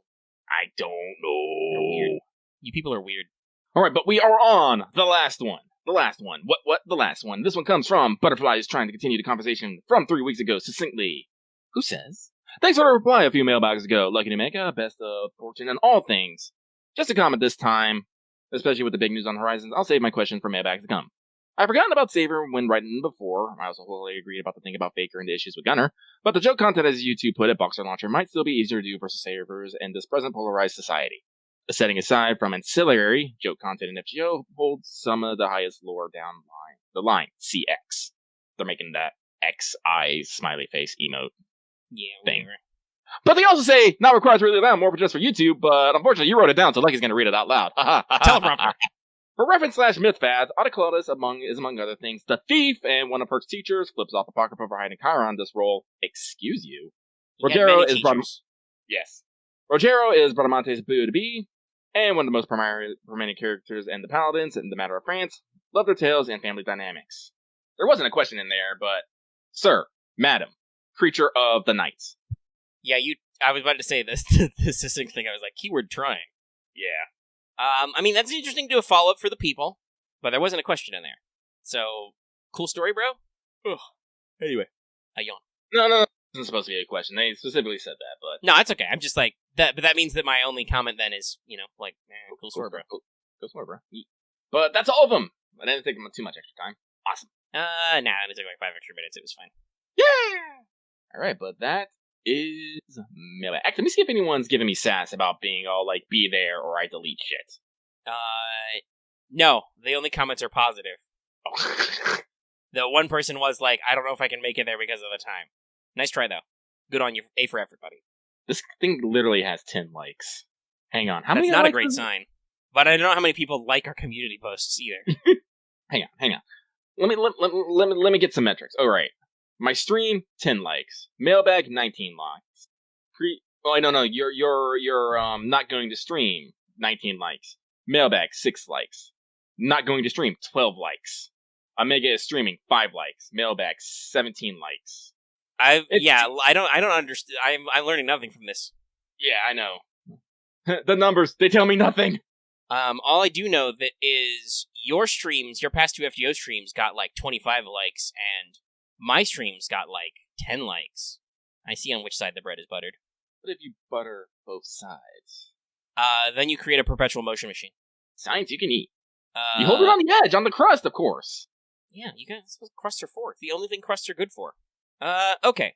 Because we've been going for almost 2 hours, and we are live right now for the audience. I think it's a good time to take a little intermission, and then we'll jump into free talk to talk about Summer 3. For those of you at home, there will be no gap. But for us, we're going to take a second and run around and stuff, because it's been a while. All right. Hold on. I've unpaused. I think I bumped my chin in the microphone, too. Judging by that weird sound wave and the squeakiness. Anyway, editing will take care of everything, including that I was fondling my dice earlier. Which I'm pretty sure the mic picked up, but you can't tell. I can do it loudly now, closer to the mic, so everybody can be sure. It was this sound. Which, that was definitely loud enough to get picked up. But, if you're listening to this on YouTube and you don't hear anything, that's because editing. Mm-hmm. I love dice. I love playing this stuff. I could get my fidget spinner out. It's somewhere around here. Anyway, it's time for Summer 3! Initial thoughts! Lucky is not in the right mindset to answer Cheshire's fucking question. God fucking damn it. Anyway? Okay, sorry, slight tangent. But I quickly opened up Twitter, Tweeter. and Lucky recently became friends with Cheshire. She's a not suitable for work artist. Lucky's gonna out himself, but if you've played like Trials of Tainted Space, you might have seen some of her artwork, or you might have seen it anywhere. Anyway, she's talking to me about this new fucking art set she wants to do, and she's talking about like positions of genitalias and stuff, and I'm just all like, I'm listening to Omega talk about Summer 3, but now I'm like, I am at work right now, but also that's related, kind of. Though BB does run a clean con. Yeah. It's still a thing. Anyway, Summer 3, Servant Fez. Hang on, let Lucky just slap himself over real quick. Well, you wrote right, so I am back in the game. I hope that came up on audibly because I don't think so. I didn't hear it. Do I need to slap myself harder? I don't know. Make sure you're doing it into the microphone. Okay, hang on. I will slap myself again. For the mics. That cleared. That got in there. Okay. Lucky has given himself the giant red hand mark, and he didn't even peek on anyone bathing. Son of a fucking bitch. I have lost this game. Alright. So. Pain is just weakness leaving the body. Yep, poop. So Lucky wrote a lot of these, but I think Omega would probably agree with a lot of them. Yeah, most of them, and I added some ones or caught some stuff. Yeah. So, my first one here, it's not directly Summer 3 related, but it's something that I have realized after playing this game for 3 years. I think it was like a week or a couple weeks ago, someone asked me if there would be a quality of life update that I would like, and I really didn't have an answer then. I fucking have an answer now, because, god damn it. So, here's something I want as a quality of life update. If you withdraw from a quest, turn 1, you should get your AP refunded. Basically the Arcanite system, where if you're like, shit, I fucked up, you can immediately bail and get your AP back. Yeah, because Lucky here be running 40 AP nodes. I only have 139 AP. It's not a lot. That's 3 runs. Yeah, you cannot get that high. Like, even if you... I believe we can go all the way to... We can go all the way to 150 already?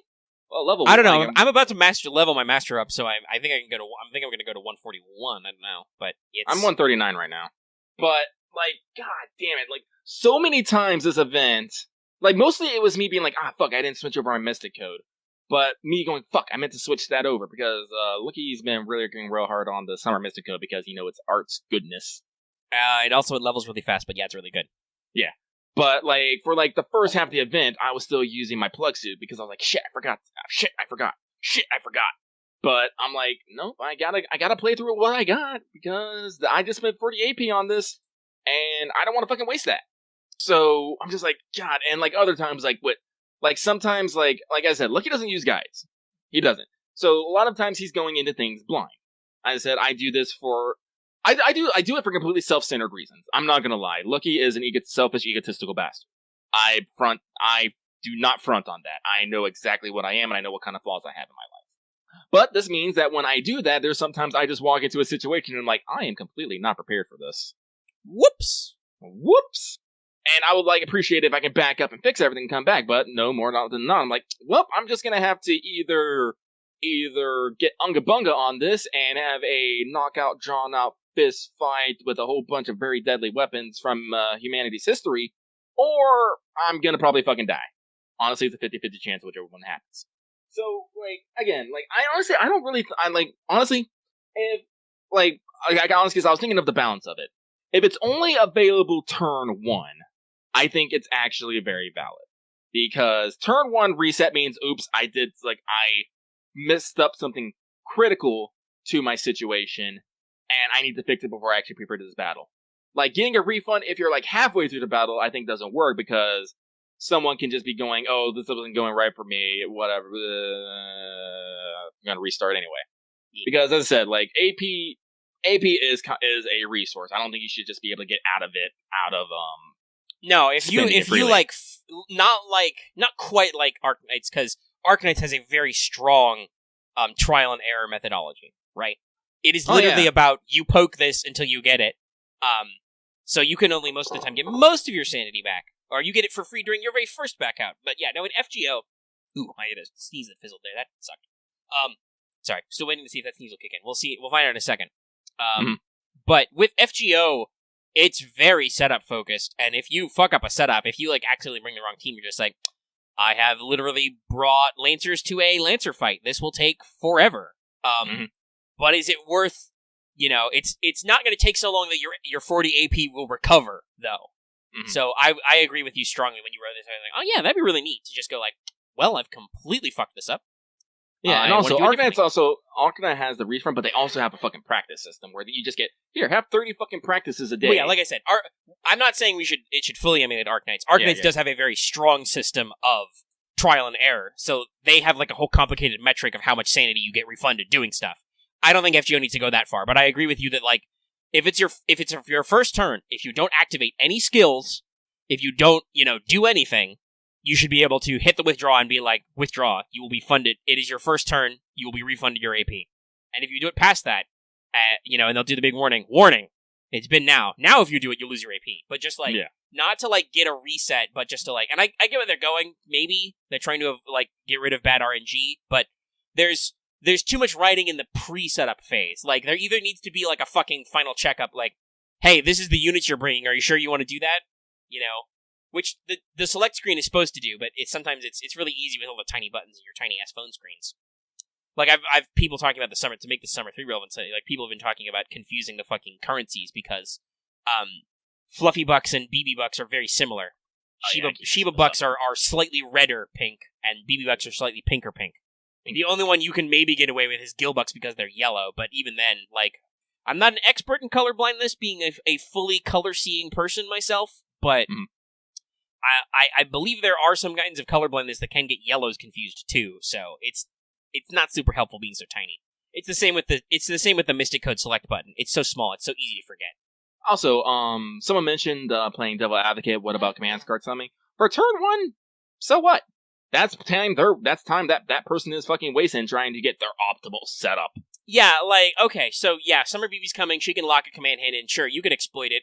And maybe you could make it so for, like, story quests and challenge quests, you can't. That's part of the challenge. Much like how with, some special quests and some raids, you don't get to do, command seal or quartz resets, right?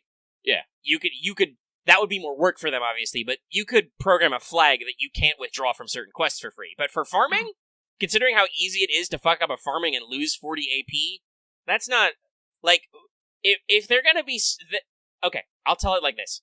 Not that the FGO developers are listening, but if they are, guys, if you're that concerned about me farming fucking hands, getting an optimal strat for, something I have been doing with a cheap-ass 3-turn setup for literally like a year or two, don't be. It's not fucking worth it. Find something else to waste your time on.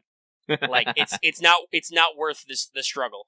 I know that sometimes game designers do get very finicky, very specific about, how they do it. Like, they want you to play a specific way. But, yeah, there's, And fuck, from what I understand, there are some people out there who don't give a fuck about the 40 AP anyway and reset anyway to get there are people who have, anybody who uses rainbow apples, for instance, big whales. Will just be like, fuck it, I'm gonna buy St. Quartz the next time I use it anyway. I'll use free quartz to fuel my AP and fucking reset. So yeah, no. Which, by the way, I have never ever done that. I've spent quartz on revives before because it's 99 cents. It's sometimes it's worth your time. But, for AP, never. But also I have shitloads of apples, so whatever. I still got I actually have the least of bronze apples because I am that guy who will go, oh, I've got 30 AP and I want to do a 40 AP farm. Bronze apple. I do that. That's why I only have like 180 of those. And some people will be like, I have none, fuck you. I'm like, well, you guys are fucking sassing me with your fucking NP5 Jeannes, whatever. I'll take more, if you're gonna, it's the classic, if you're gonna step to me, you best be ready for me to come back. Like, don't write any checks your ass can't cash. Cha-ching. Yes it is, but people are petty in the first place, so. Yeah, we rewind 5 minutes where Lucky's talking about being a selfish, egotistical bastard. Yeah, and I'm sassy. I admit sometimes that I'm too smart for my own good, and I'm sassy. But it's like, that's an interesting strategy, Dallas, but I can see that. That's probably why I don't have that many bronze apples.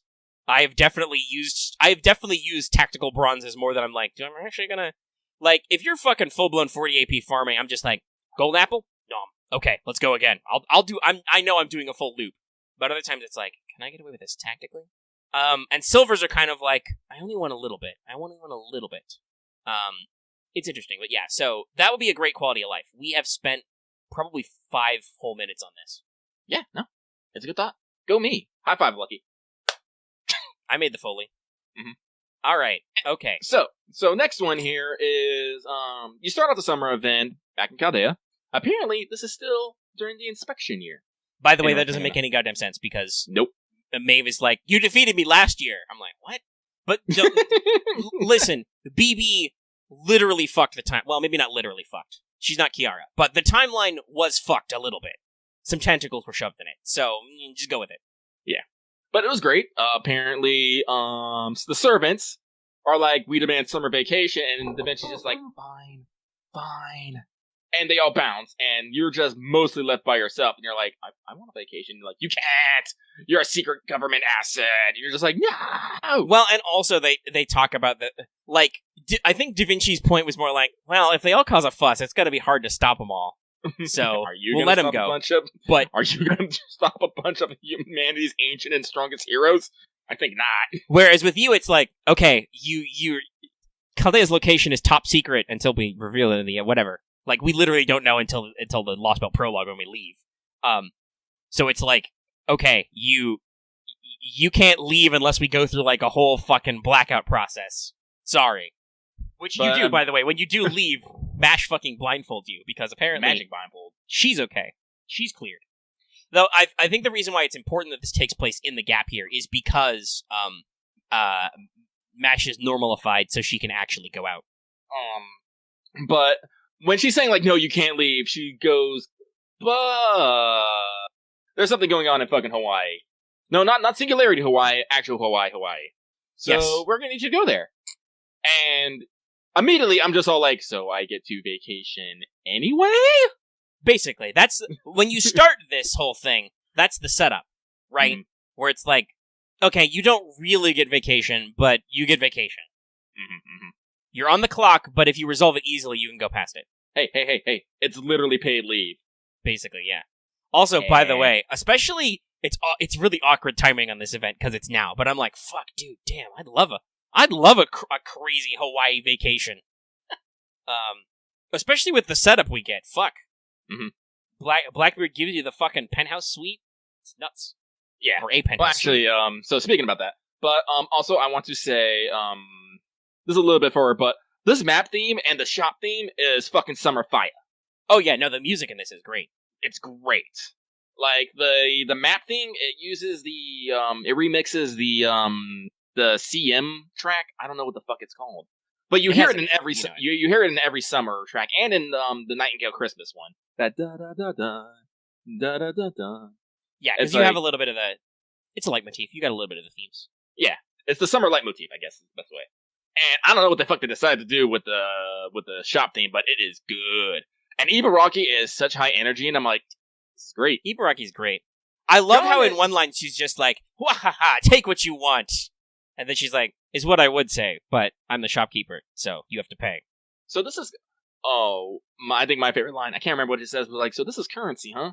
So I'm just like, oh my god, this. Ibaraki's great in this. And by the way, because if you have rolled her anyway, those lines are preserved forever in her voice lines. Forever. Oh, I'm so glad. But I haven't seen. I'm only on like loop 4. I haven't seen a lot of, other than some initial stuff. I haven't seen a lot of Ibaraki. I'm hoping she comes back a little bit more. But she comes back. Don't worry. There's definitely a fun note where it's like Ibaraki fucked off to go do her own thing, abandoning you completely again. It's very Ibaraki. And then later, BB's like, "All right, your timeout is a store." Plonk. Having a lot of fun. So basically, it turns out there's a foreigner hanging out in Hawaii. You need to go check that out. And I think this is our first in-character explanation of a foreigner, which is maybe makes sense because Salem hasn't happened yet? Question mark? But also it has, because fucking Hokusai and Abby's there? We know Hokusai. It's weird. Okay? Okay, but... Or maybe Salem didn't happen in the fall, winter, whatever. I don't fucking know. Who knows? I don't know. What is Epic of Remnant? What is even this time? So, but we have to go, and so we gather up whatever servants we have around, and that's John Alter, Robin Hood, Ushi Wakamaru, and Ibaraki just comes along because she's fucking motherfucking Ibaraki. Well, she specifically comes along at first because she's literally wandering the halls of Chaldea going, Shuten, like looking for Shuten Doji, who has gone somewhere. Like, she's literally wandering around, probably because she wants to hang out with Shuten and has no idea where she is. And then it's like, oh, maybe Shuten took a whole vacation to Hawaii. Okay, I'll go. Here's something that blows my mind. Who in the right mind thought it'd be okay for Shuten Doji to leave? Again, the stopping. Are you gonna stop her? Who knows? Can I get other servants? The servant Where's my servant security team?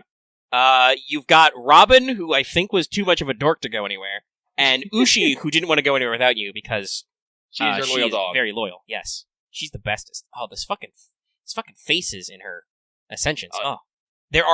There's some Summer Ushi has some spicy lines, but also she just has some great fucking facial expressions. Just her like lips pushed out, thinky face, just like, well, she's very playful, which is on point because yeah, it's great. I love it. So you literally do the blackout process. You get a blindfold that has a magic seal on it, by the way. Mm-hmm. Oh, actually, no, I skipped a part. You literally pass out. Yeah. So the next day comes. Jalter has already changed into a fucking swimsuit, and apparently, like, a lot of people have just devoured all of humanity's knowledge on fucking Hawaii. Well, they knew they were going, so Ushi and Jeanne both read the guidebook. Yeah, they got him super prepared. Smart.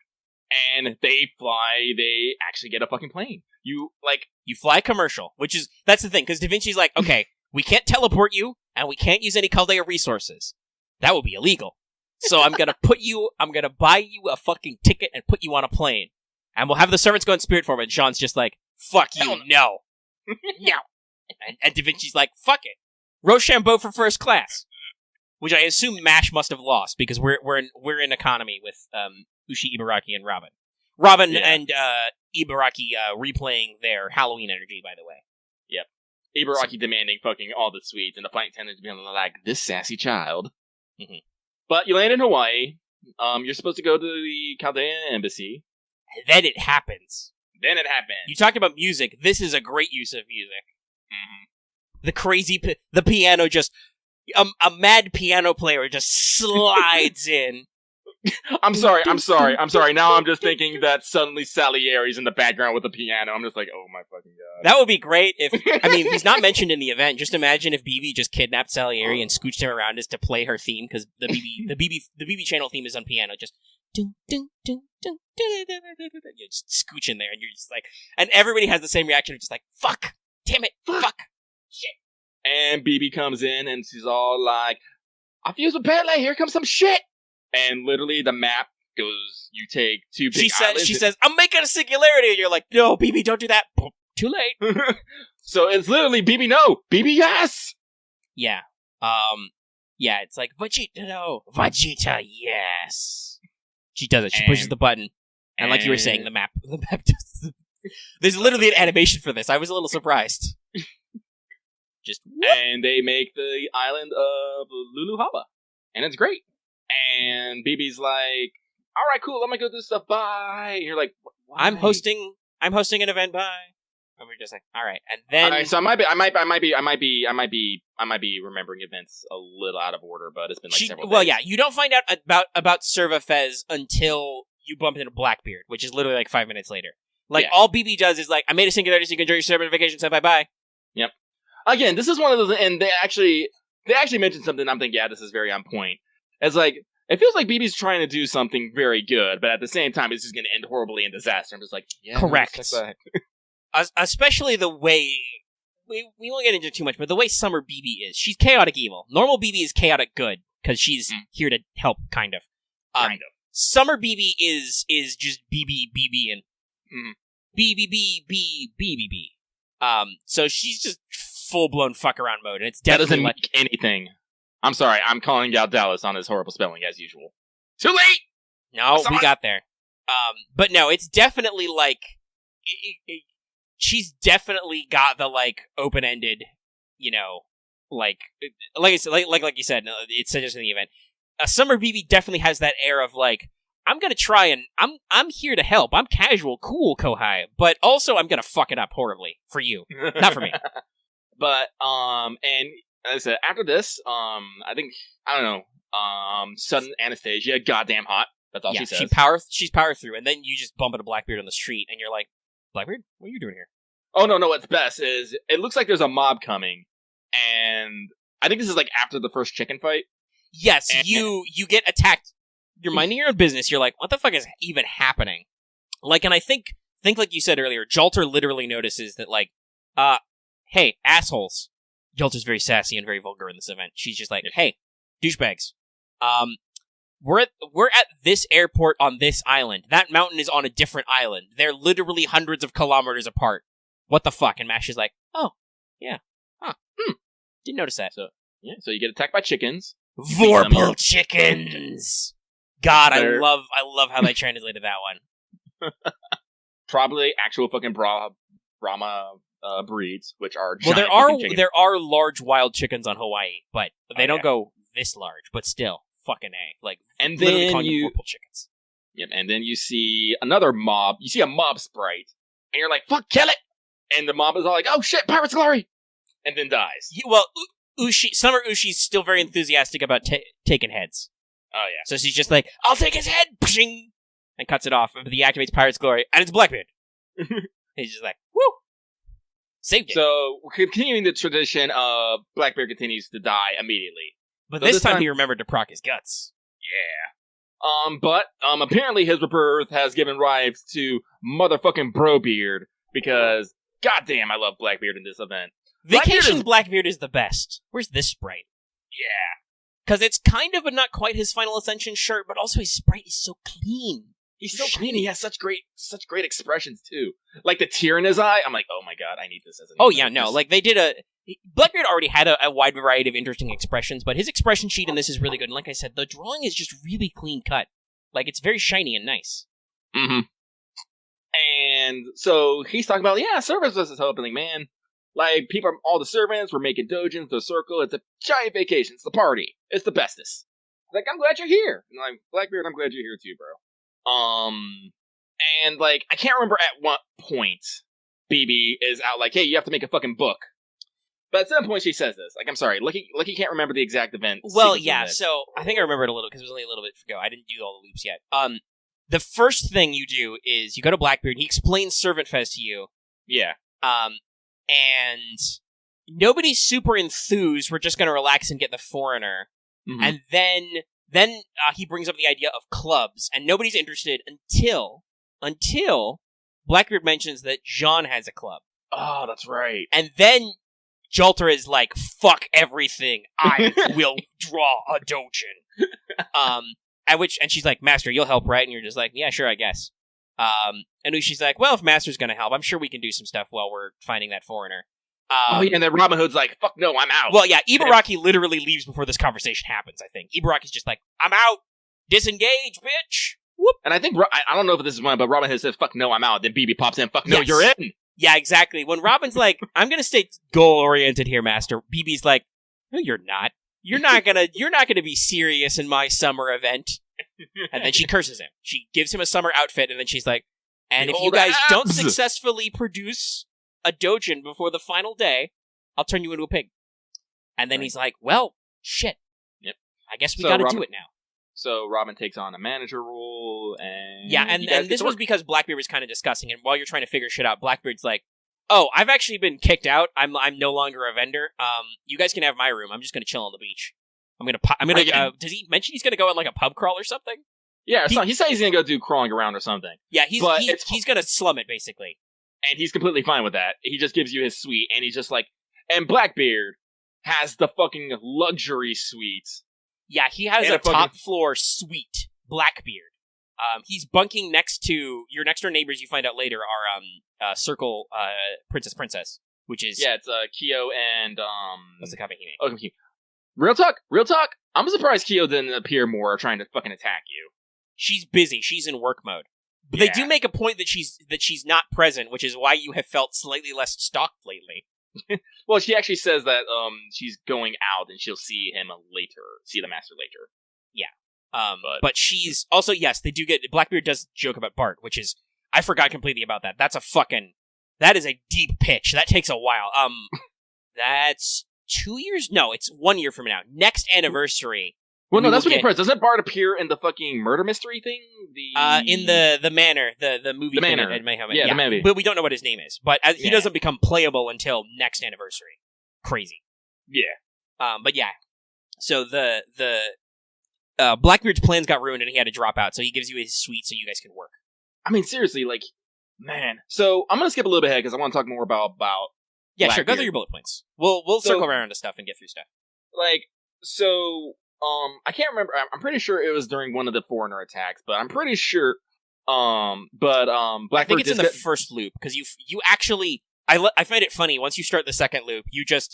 The game just assumes you beat up MHXX. Yeah. Like you literally skip those scenes. Great mechanic, by the way. Love it.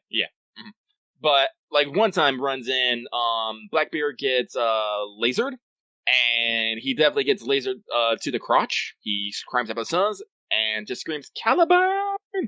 And this is a great callback to Saber Wars, where this happened not once but twice. Yeah. Thanks, Saber Lily crotch shot animations. Also, this also said if I could put fucking command codes on extra attacks, I would totally put an anti-mail command code on Jalter's extra attack. Because that is just full on a fucking crotch kick, and no one can convince me otherwise. This sounds like her. Isn't she? But- She's also wearing like super high heeled sandals too, right? Yeah, something like that. But like I said, like despite everything, like Blackbeard is crazy supporting in this event. Like usually, like when you need some advice or something, he's like around to be like, "Oh yeah, no, you can like maybe Yeah. try Whenever to whenever you're lost and don't know what to do, Blackbeard just appears. Like when you guys ask for advice. Spoilers. There's a loop. Because to just wrap up the main plot continues. You punch MXX a couple times because she's the foreigner, quote unquote. Yeah, this time we already figured out she's not for reasons. But anyway, because and you can probably figure out something's wrong because she's shouting space cop things as she does this. But after you do the loop, because BB is like, okay, so here's the thing. I kind of put together this Holy Grail so we could help Pele because she got blown up by space a little bit, maybe. So I need somebody who's not Maeve to win. Okay? All right, cool. That's our contract, our deal. I will reset time as much as you need to win, but you gotta win. Cool. All right, bye. So she basically sends you into this time loop story where you have to write the best dojin. So in your second loop, you ask Blackbeard straight up for advice, where he's like, "Hey, what are the other circles doing? Where can we find some stuff? Where's the printer? Because you had to photocopy your dojin the first time." Yep. So you go through the whole thing, and he's just, "Oh yeah, I'll help you. Yeah, sure. Go here, do that. Introduce you to people. Go out And stuff." here's something. Oh, That by the way, kills this me. is interesting. By the way, it's an interesting translation. In Japanese, they're usually called dojin circles. They're called clubs in English. Yeah. Interesting choice. I think it makes a little bit more sense. But yeah. we get a fucking but- long vacation. Like Oh, like I said, I'm starting loop 4, which means there's a 0th loop too. So I think this is my 5th week overall. Crazy. I'd love to take 5 weeks. But also like super supporting. Like every time like you put out a new dojin, like Blackbeard's usually like the first one there. Yeah, He they do always some buys- other cameos, but usually Blackbeard is the guy who buys your first copy. and he always tells you good things about it. Always. He's all like romantic comedy? No, that's fine. Fucking guns and small girls? No, that's fine too. Like I sold him the Knights of the Round one. He was just like, and he, he's asking for it, and you're like, "Are you sure this is kind of like this is a real like subtle slice of life comedy?" He's like, "Listen, I got taste." I'm like, okay, cool. Here you go. Just because I can enjoy all sorts of things. And every time it's something like, God, you're so supportive of Blackbeard. I'm like, God, like I said, I've always loved Blackbeard, but because I'm glad, like, yeah. It's a lot of But yeah, fun it to is see him in this context. It's This true, is like his interlude. Yeah, it's like his interlude, which you actually referenced several times of Pie Cat or Pirate Comic Cat. Yes. And and so because you've done that interlude, Blackbeard definitely feels the air of kinship with you. Especially like if you remember his Valentine's Day, Blackbeard's gift to you is literally fucking 3 photo albums of servants, which immediately got him destroyed. Artistic lithographs. No, honestly, Lucky can see himself summoning Blackbeard. That could be wild. That would fit. But so Blackbeard is a great, because the only people who are excluded from the loop reset is your club. So basically, only you, Robin, Mash, Jolter, Ushi, BB obviously, but that's because she's the one fuckling time, and MHXX. well, MHXX is, but that's not implicit until later. But Ibaraki Yeah. is too. Ibaraki gets in the loop. Hmm. She just gets lost and confused because time keeps resetting. Yeah, she's out playing around. She's out fucking around trying to find Shooten. Shooten's nowhere to be found. I'm kind of surprised. I'm really shocked Shooten is not trying to beat Maeve in her own game, because that would be a thing because of the Shooten power. Mm-hmm. Also, by the way, we don't really need a summer Shooten. She's really, really mostly naked. Anyway. But let's see here. Let's see here. So I guess I can get something. Oh, also, this goes into actually one instance, but like especially because I'm about to talk about Mordred. Get on the localization for bringing in current internet slang. Yes, I have heard that in the original version of this event, there was a lot of that untranslatable Japanese internet, like 2-channel speak and stuff. A lot of big Dojin community internet stuff, which just wouldn't literally translate. So the translator just went crazy with the localization. Yeah, like the Mordred one of the fake Tristan. Like, first off, I thought she was talking about Archer Tristan, but then she's like, no, yeah, because I learned that you talking about Robin's bird, the little blue bird that follows him around constantly. It's like learned that Tori means burn, and you standing for that bird, so that means you're a Tori stan. And of course, if you say it quickly, you get Toristan. Yes, which kind of sounds like the Japanese pronunciation of Tristan. Yeah. So I'm like, I was like, holy shit, they really made that land. And someone posted the screenshot earlier. Yeah, the Jelly Donuts line! I don't know if they actually had 2 servant festivals. Like, they probably had more. Yeah. Oh yeah, that's it. Shuten's fucking setting up Oniland. Perfect. Oh yeah. Actually, what's the jelly donut meme? I don't get it. Oh, you don't remember this? Maybe you missed it. You probably saw it. So in the original, in the 4Kids Pokemon dub, rice balls were jelly donuts because they couldn't explain rice balls. So. Oh, I remember them being popcorn balls. They might have been some, but in the like old ass first season, Brock was like, "Do y'all want some rice balls? Or some jelly donuts?" And then it's like, "Oh, okay." And then so for this they did the joke. It's it's a very famous weird reference. Yeah, there it is.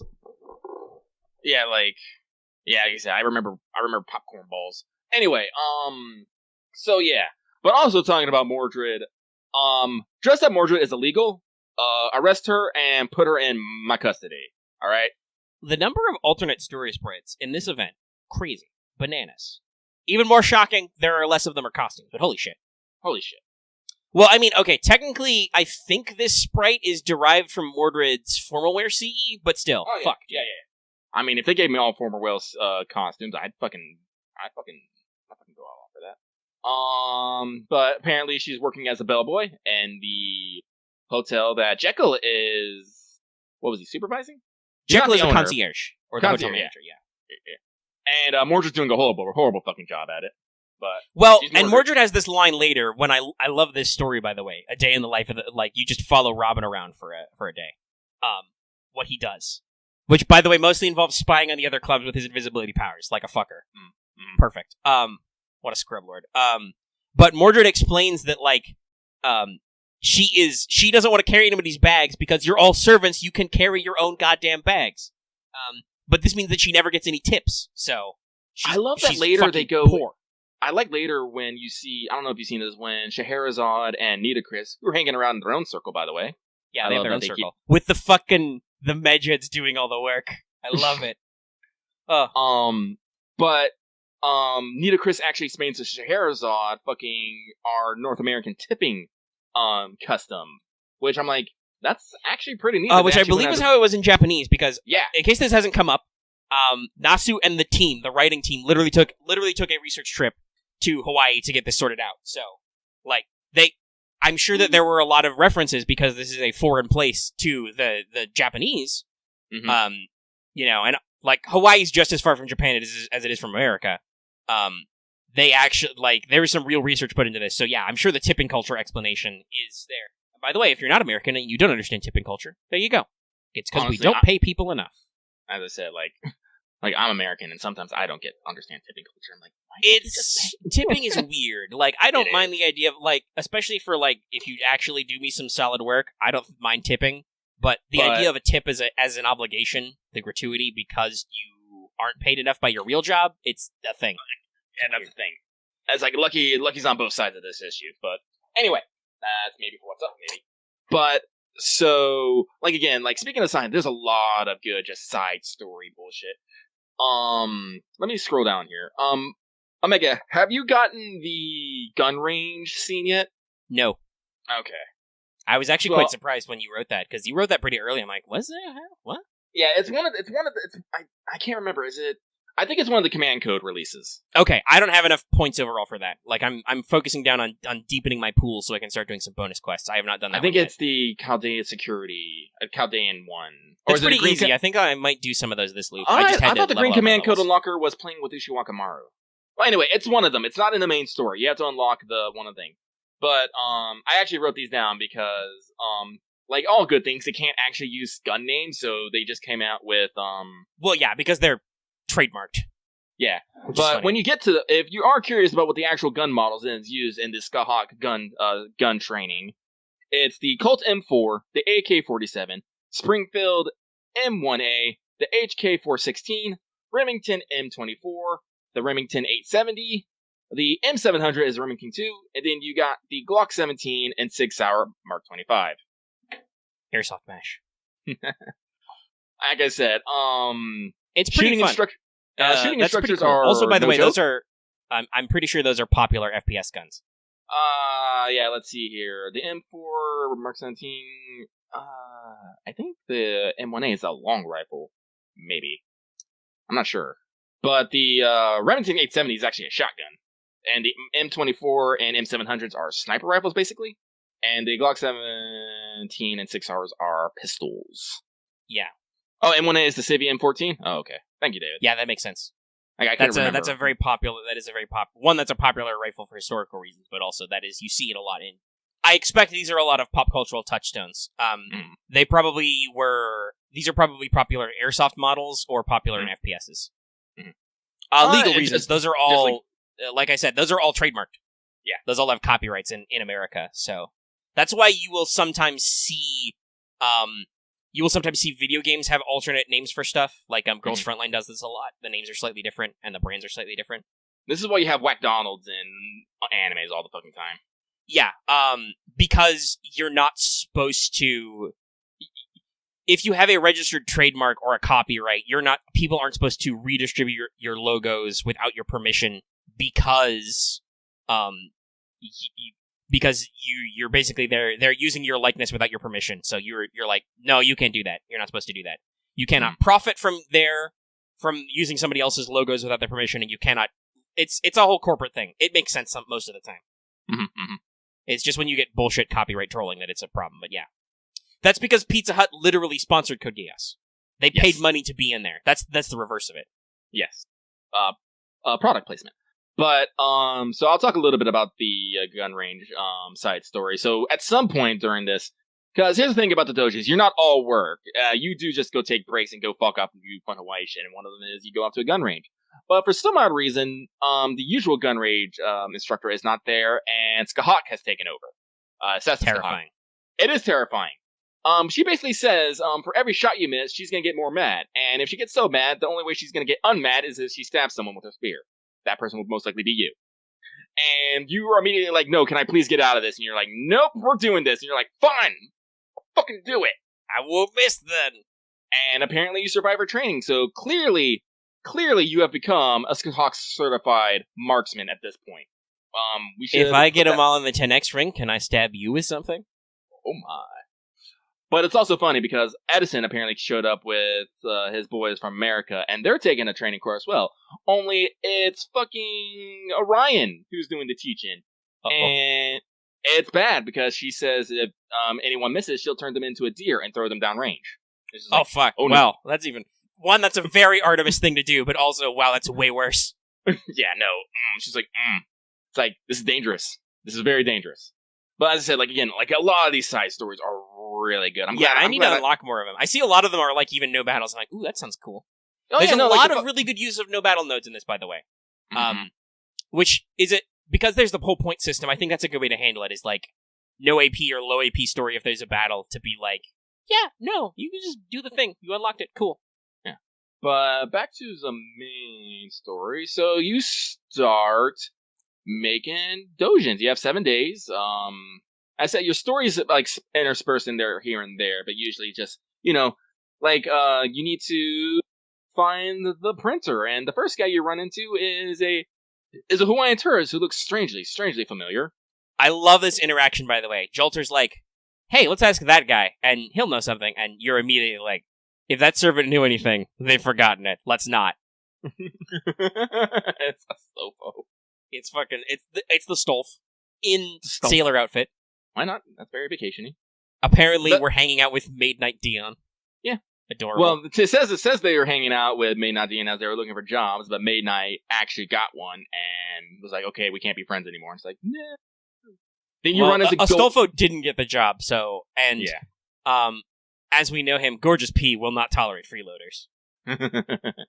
But you also run into Goldorf, because literally his homunculi are guilting him into taking a vacation, which goes to show that while he's kind of a pompous asshole, he's not inhuman. No, and I like this, as a theoretical early cameo, I like this. Him showing up before he's actually done the thing and become the new director. He's just hanging out having a vacation. I just got lost, okay? He references how he might be buying Chaldea, and you say, this guy looks familiar, and it's all like, No, he's originally there because the homunculi were dropping comments like, oh, my time is almost up. It'd be great if we went on a vacation. Yeah. Oh, yes, Blackbeard totally does parrot guy at one point, which apparently is an actual fucking thing. Yeah, it sounded like a grift. Yeah. Which you immediately kick his ass. You're like, yeah. Okay, Blackbeard, nice try, but unsheathes Ushi, you're dead. Just throws you are already playtime. Nani? Ushi is very fast on the draw. Yeah. Like I said, I'm not familiar with it, but I'm like, no, this seems like a pretty standard grift strategy. Yeah, Ushi is wild, because Ushi Wakamaru is already kind of a wild child to begin with, and Summer Form just cranks that up to 11. Yeah, Ushi, as she is as a writer, is young and headstrong. As a summer assassin, she is training his playtime, so I will play, which is terrifying in some ways. She is an overexcited puppy who doesn't know how strong she is. You've mentioned this later, but when I love the day in the life thing, can someone take my head? Ushi's just there. Ushi's just sorry, there. I didn't realize it was you. My bad. It was Ushi, Skahawk, Beowulf, Jinkei, Yagyu. I think it was those 5 were the big lineup. If somebody's got a screen cap, please share it with me. Yeah, I know, but just to double check. But those were the big ones, because Beowulf decides to duck out, Ushi ducks out, and then a bunch more of them get into rock, paper, scissors, orchestrated by Skahawk, so that you fight Jinkei, who's drunk, by the way, Yagyu, and her as Robin. Robin's great. I love... Robin already gets a decent amount of love, but do shout out to Robin in this event. Yeah, no, he's great. I will say, Robin's ads are too intense for mortals. Jesus fucking Christ. The fucking level of detail and shadowing on it. Ooh. It's that Wad Arco big, horny energy. But I say, as much as he kind of, he takes it... BB holds a gun to his head, but he takes it seriously. He's not gonna fuck it off. Yeah, he becomes a manager, and John Alter's always... Oh, Hijikata's in there. Oh, he's the one who drops the line. But, because John is always asking for, reference shots and whatnot. Honestly, this sends you a lot of times why you run into Maeve. Yeah, the first time I think you try and fight with her, or does it go the other way around when she fights with you? I think it's the second time. It's the second loop, where Jolter is just like, hi, I need you to find me body shots. I need you to find me the most beautiful, conceited woman. Find me a woman who thinks she's the most beautiful thing in the world, and show me her on her knees. I'm just like, Jolter, what the fuck are you drawing? And when do I get some? Though, by the way, funnily enough, I guess Jolter's a little self-deprecating. She wouldn't think of herself as pretty, though she is. She's fucking hot in this. But I would think that, my immediate joke response would just be pull up my phone and just be like, of her, and then she'd be like, not me, asshole, and throw one of her 3 katanas at me. I love, by the way, I think it's her second to last, or her penultimate ascension line is, what should I call my next sword? So you go down to the beach, This is the great scene. I think I wrote this in my notes later, because I think this is the scene where you call Match the cutest thing in the world. Ah, yes. And she just goes, oof! And Foe has another Foe special translation's coming back. Are you trying to kill her? Oh, yeah, I meant to write that down, but I was dumb. Like, I didn't actually start writing these notes down until, like, several days had passed, so... Yeah, but you still got a lot in. But yeah, no. Yeah. So, so you try and get reference shots of that. She asked for reference shots of places, of people. Mm-hmm. And obviously they come up in the story because you are writing Dojin centered on these people. So, like Martha shows up to get Martha upper body, and she's just like, oh, wow, you've drawn me very well, you know? You've done pretty good with the action, the fighting scenes. A little concerned about the story. I'm just here to punch things, but okay. I like how she gets mad at Kojiro rather than you for trying the scene where it's all like Kojiro's like, yeah, I could totally do like. He's like, are you familiar with judo? I could totally, if you relax your grip, I could totally get out of that. And Martha's like, oh, cracking knucks. You want to test? And he's just like, nope. Kojiro, hey! Whoosh. Whoosh. I love how, by the way, if you do the Miss Anastasia Loves Ramen, she catches that somebody accidentally drew it as a fork, not chopsticks. And she's like, and then literally everyone in the circle is like, oh, how the fuck did we fuck that up?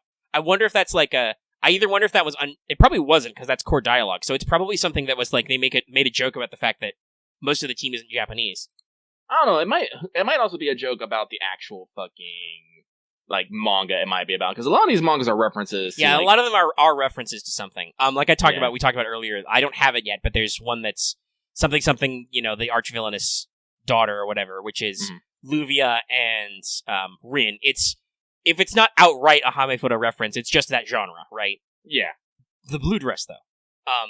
But yeah, there's a lot of...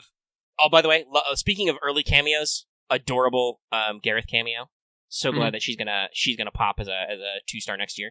Look at those rosy cheeks. So fucking cute. I haven't got the Kira Jojin, surprisingly, yet. I believe you need a lot of points to do that one. There's a couple that you need a shitload. Like, I think you might need 500k plus to do some of them. There's 11 of them. Some of them are very high level. I'm not too concerned about that. I've got 4 or 5 I can make, because I'm at over 100k. I have all the summon tickets and the first CE, the summon ticket, and the quill pens. Yeah. It's a good thing everything shows its requirements. I love that too. There's no need to look it up if you look at a zone where there's a quest. But yeah, that's a Gareth cameo if you do the Knights of the Round, where she buys your Dojin, and then she tries to buy some Sir K X Pelennor Dojinshi and gets carded. Yeah, but apparently, even though BB says this is family friendly, there's some still deals going on, because Club Tentacle Ironhead is doing something pretty risque, and they don't want Abby involved. Even though she's part of the club. Yeah. I haven't got so far that we can figure out what the fuck Iron Bar is doing, because that's the thing for the first few loops. MHXX immediately bodies Hokusai. Oh, yeah. Which immediately, which sets up a chain of events that you immediately fucking notice. Yes. That means that only Abby is left in Tentacle Iron Bar, and that's why Maeve gets to take their spot, because they had a primo spot, because it's fucking Hokusai. Yeah, it is a little sad, because Hokusai gets desummoned and just is gone, and nobody I know that I'm pretty sure eventually we'll take care of this, and remember from the story. Oh yeah. I will say you do, but here's I can understand why it doesn't, because you don't arrive until MHX has already bodied Hokusai, so you probably don't even see. Maybe I think I believe, because you see it on screen, you see her desummon, but it's just it's funny that we don't put it all the way together, and we're just not there 5 minutes earlier to be like, no, stop it. But we will eventually honestly, you never put that together. I'll say that you just happen it's literally the only reason you get saved is because you realize that you need to talk to MHX, so you decide just to go on down and meet her where she knows you're going to stay up, and just coincidentally save Hokusai. But yeah, so that's a thing. There's lots of things going on with the different circles. Also, by the way, Jeanne's stuff is super weird. She fucking befriends a dolphin, and she's writing a dolphin love story dojin, and talks about how the dolphin is a sweet creature, even though dolphins are very intelligent, which means they're assholes. Dolphins have near human intelligence, if not greater than our own. We just, and they're dicks. Well, yeah, most highly intelligent creatures are either sociopaths or just assholes. Dolphins are fuckers. Literally. But, actually, if we're going to talk about this, everyone keeps asking me, hey, what do you think of John's Third Ascension? I'm just like, really? I mean, Yeah, I like, know it's a meme to complain about or whatever. Like, honestly, a lot of like, artists are like that, and I'm just like, honestly, I'll say this. I know it's probably not. Literally every time some weird internet artist, which I don't want to paint with too broad a brush, but most artists in the fandom are small internet artists. Every time they call Takeuchi out on like, oh, he traced a face or it's just a flip or whatever, I'm like, you guys are just jealous that he's making billions of gajillions of dollars and you're not. Because you think that he's not as good as you. But fucking whatever. Like, Well, anyway. I'll be honest, almost every complaint an artist has about that, I dismiss it. Because I'm just like, well, he's successful and you're not, so fuck it. Like, I'm just like, yeah. I think I get that it's busy, right? It is busy. It's not even necessarily busy. It just has some weird design choices. Like, Okay, yeah, sure. Maybe it's not busy. It's just it comes out of nowhere. It's weird. yeah, that's the thing. It comes out of fucking nowhere. You go from Because it doesn't even look like Magical Girl Jeanne. Because there is a Magical Girl Jeanne, but Yeah. she's dog themed. like, this is like a weird idol / magical girl Jeanne, and it comes out of fucking nowhere. That's the thing that, like, it's a fucking knee-jerk reaction of, like, what the fuck is this? Because out of this, we have just came out of very, very cultured, glasses and ponytail Jeanne. I'm like, yes. Yes, cool. Big Sister Jeanne is just real good. Mhm. But And so I'm like, the I'm looking animations at it, I'm like, are no, pretty hot. like, the design, her dress design, it's very nice, honestly. It's not that crazy. Like, honestly, the craziest thing about her design, honestly, that when I keep looking at it, is she has twin tails, but she has crazy long hair regardless. I'm like, wait, why? These twin tails literally do nothing. FGO does some weird shit with hairs. Like one of Semiramis' Ascension, where she also has the giant twin tails in like cage braids or whatever. And I'm just like, okay. But other than that, like, no, like, her design is literally fine. The aesthetics are a little weird and out of nowhere, but it still works. And like I said, I was actually shocked because the Ascension art is so weird. But her third Ascension animations, having seen them used, they look really good. Like her designs are really good. I love Laser Hoop. I fucking love Laser Hoop. And I understand people are talking about issues with her broken hand. The hand isn't actually broken. It's just you have to know how to look at it. This is a problem sometimes with FGO arts and stuff. Is there are some weird shoot, I've lost the word. It's not proportion. It started with a P, but it's about angle. Perspective, yes. Yeah, perspective. Yeah, no, the sleeve fucks with you. You have to realize that the hand's actually twisted upwards, so the fingers are up. It's a whole thing. And yes, sometimes I will say Takeuchi does have a little bit of a minimalist. Like, with his details are not super detailed. So I could see how you could get a little confused if the hand is, like, drawn ambiguously. I don't understand anything. And especially because her first two Ascensions are really good. It's just like, this is a little weird. It's a little weird. Yeah, but if I will complain about someone's Ascension, I generally do not like Usha Wakamaru's second Ascension. Let me look at the second one. I don't remember it very well. Hang on, let me see here. Summer Ushi Wakamaru. I can just pull it up. The first one's good. The first one's good. No, first and third one great. Second one, I'm like, okay. Yeah, okay. So the second one's the different hairstyle, and she actually carries her katana outside, and then she ditches the thing. Also, she ditches the coat, so it makes her boobs look bigger, which she comments about in the Ascension, where she's like, she does the face, and she's like, my swimsuit feels a little tighter, maybe around the chest. Do you want to check that for me? I'm like, whoa, girl. Whoa, but yes. Yeah, it's just, I think it's because we lose some of the fluff. The design gets super simple. Honestly, I get what they're going for. It's a second Ascension. Ooh, she's showing more skin. But other than the katana being out, it's more weirdly simplified. Like, even her hair's probably not simpler because it looks like there's a fucking double loop knot back there, a fucking pretzel tie. But you can't see it, so who cares? I've always liked the Ushi side bun, though. Well, yeah, the Ushi side bun is cute, but and then in the final one, that's when she's got the interesting, like, side slit one piece, and she's got her cool fucking Tengu coat on. She has a Tengu mask, and she has some feathered sandals. I'm like, yeah, that hits her themes a little bit more. And also that's the one in her final Ascension, which has great legs. And she has her Tengu fan. Wind for days. Her amazing shape-changing fan. Sometimes she glides in on it. Yeah. So, yeah, second feels like a little bit of a filler. I understand what you mean. I'm not... Yeah. I forgot it. It left my brain. Let me look at Ibaraki. Actually, I was looking at Ibaraki. Ibarakis are all good. I like that she has multi-poses. Because her first one is the bikini style with the, like, kimono coat. I suppose that would be the outer coat. Mm-hmm. Up. The second one is when she gets the fire hair, and she gets the cute one piece. Like, it's honestly a more elegant looking design than the first one. I just realized, did they put fucking twin tails in all 3 of these? I think so, because Ibaraki in her final ascension goes to fiery hair twin tails, which is the most adorable. No, like, it's great. The first 2 are cool. The third one is fucking adorable with the big giant bows and like the little frilly underskirt thing, which isn't even a skirt because she's like thinking about it modesty wise. Ibaraki is showing less skin in her third ascension. She's got long gloves on, long stockings, so you can't see her weird patterned legs, though they are toeless because her feet and hands are naturally red. But she's wearing like almost like a hot pants or boy shorts type of look, but it's so cute. It's adorable.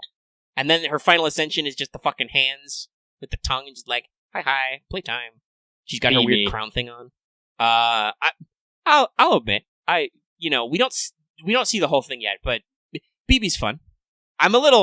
She kind of explains her modality, but I just want to say that, like, I feel like what she should have said about explaining her second ascension is that she was horny, because goddamn, fuck, dude. She's horny. The middle ascension is like, whoa, fuck. Jesus.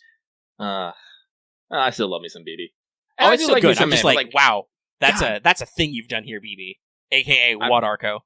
Also, I had to clap back at people on Discord at one point, because there was a lot of Maeve hate going on. I'm just like... Oh, yeah, no, we should mention that. I've learned today that some people in the community are incredibly petty. Because I've been seeing this a lot, too. Because there are several people who have been like, oh my god, Maeve's the fucking worst. She rigged a beauty contest in her favor. I'm like, what is Actually, no, Actually, she didn't. Well, she kind of rigged it. She entered herself 3 times. It's a shim sham. But I'm like, yeah, that's the worst? That's the thing that makes her the worst? Especially after Summer 2, where, like, she was an asshole to us, but technically we were in the wrong because of Ishtar's schemifying. But it's like, the beauty contest thing, that's what makes you people go, oh my god, she's the worst. I'm like, are we in high school right now? Like, I gotta be honest, once again, I talked about how, like, I talked about how I have that gut reaction to when people, like, shit-talk Takeuchi's art. Mm-hmm. Especially because, like I said, some of those people are like, how is this man made, blah, blah, blah. Well, because sometimes that's how life is. Suck it up, buttercup. But, like, people are like, I'm like, when people have that reaction about Maeve, I'm immediately like, what's wrong with you? I'm not like, what's wrong with her? I'm like, what's wrong with you? This is like a fucking sitcom plot, and you're like, oh my god, she's the worst. Like, nothing on BB, who is awful. BB's really bad. For many reasons, especially Summer BB. Yeah. You know, not like Kiara, who tried to shove the Earth's core in her vagina or whatever. Not any of the other stuff we've going on. Not even the stuff that Maeve did in other timelines. But no, the beauty contest. That's a step too far. Christ, people. Fuck. Like wow. I don't know. If we're being unironic right now. Oh, I love that image, by the way, Despair. Very good. That is the correct image. I don't know if I even call her Maeve petty. Well, she is kind of petty, but Maeve is petty. But she's also... Honestly, Summer Maeve isn't as bad, because there are times when she's just like, where she... Like, she tries to, like, rope you in to be like, hey, just leave those losers, come hang out with me, it's super cool, just be my brave. And I'm like, no, I'm you basically go, no, Maeve, honey, I'm busy right now, I got shit to do. And she's just like, okay, whatever. But, whatever, like, I'm still gonna win. Like, Maeve is a villainess, but she, especially as Summer Maeve, she just channels that classic, like, anime slice of life, you know, villainous energy. Like, if she, it would be fine. You'd expect it. No, she literally does that, and you remark on that. Oh yeah, she does, doesn't she? Yeah. But like Maeve is someone who's motivated for a goal, works towards that goal very hard, and she's despite this is something that she actually mentioned. Despite calling all her fans like slaves and using them for whatever, she's still super fucking loyal to them. This is actually how you fucking turn the tables on her. Like, when Maeve might set some weird ass rules, but when she sets the rules, she fucking follows them. Right? Yeah. Maeve's a queen. Okay. Yeah. Like, and she wants to be treated like royalty. She's a Celtic warrior queen, though, so like her rules are not your rules. Yeah. But also, I mean, have you met Ku? Have you met any of the other Celts? Okay, so Meb's ascensions are a little weird. They use the middle one, I think, for most of her story sprites. Let me check. I'm kind of partial to the first one because she has some sick sunglasses, but like she has a little bit of a jet ski. Oh, I spelled that wrong. I put the B before the D. Fuck me, all the time. What's with the fluff all of a sudden? What fluff? Where? Oh, and her ascension, third ascension. Oh, it's because Summer Maeve has a penguin theme. Because penguins are like weird animals. Much like dolphins, penguins are another sea creature we think are like cool and majestic and noble, but also can be real assholes. Like there are some kinds of penguins which are cannibals and stuff. Like they're freaks, which fits Maeve perfectly. She has a little penguin on her shoulder in the first one, which by the way you don't see her first ascension at all. I think in the story that's the pink bikini with the cool sunglasses. Her second is the one you see in the story, which is the black and white number with the crown. Actually, she has a crown in her first, but it's her ponytail tie. Oh fuck! I think only BB doesn't have twin tails, Lucky. Because Maeve's second ascension has twin tails. Oh, I guess shit. MHX doesn't have twin tails. Does she have a bun? I guess she has the Artoria bun. But there's a lot of fucking twin tails. That's okay, though. Maeve also has side ponytail and just straight down in her third ascension. With her weird snow-themed bikini. I gotta be honest, like I said, I think I prefer the first. Yeah, I'm probably leaning towards first. Because the first has more of her pink theme. And has, like I said, those shades are pretty rad. Yeah, so it looks like it's only Summer BB and MHXX who ain't sporting twin tails. Which makes sense because they're also like BB is a Sakura face, which means you got to do the Sakura just loose hair, and MHX as a Notorious, so you got to have the ahoge. Yeah, you got to have the ahoge and the bun. Because I think actually that's a good question. I don't think FGO's ever shown Artoria with her hair down. It's a thing that exists. It's in some scenes. They've never shown it that way. Very interesting. But Maeve literally has 3 different hairstyles. Also, it is very interesting. They actually do some subtle sprite changes, because in her second sprite, she has platform heels, or platform sandals. Her first ascension is flip-flops, and her third is barefoot. Huh. But yeah, but talking about Maeve, it's like, she puts in the work, and she expects the work out of that, and yeah, she's a little self-centered, or what? So what? Do you know, this comes again to, it's like, hey, you know what evil shit your waifu's done?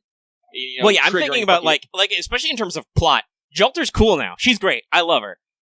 She may have murdered a lot of people with dragons the first time we met her. Like, She's come a long way, sure, but she was kind of a huge asshole when we met, and even now, she's still, like, we'll do well for a corner later. We'll talk about some of the fun, but it's, Jolter's still very sassy and rude. Also, I just realized, holy shit, everybody has huge, I guess it's because everybody's so small, but everybody's got huge platforms. Huge platform sandals. That sounds like it would kill at the beach, but I guess we are at Hawaii, so we can be a little bit different. So it's like, again, like when people actually, by the way, I think we should mention this because we like her so much. I believe today is unless that was yesterday, but I believe today, August 7th, is Elizabeth Bathory's birthday. So Liz and Carmela's birthday today. Thumbs up. Yeah. High five. Yay. Iron Maiden. Also, you meet Liz in an early loop, and she's very helpful. Mm-hmm. By the way, R.I.P. Emiya. Tamamo and Nero kidnapped him to be in their circle, and then Liz joined.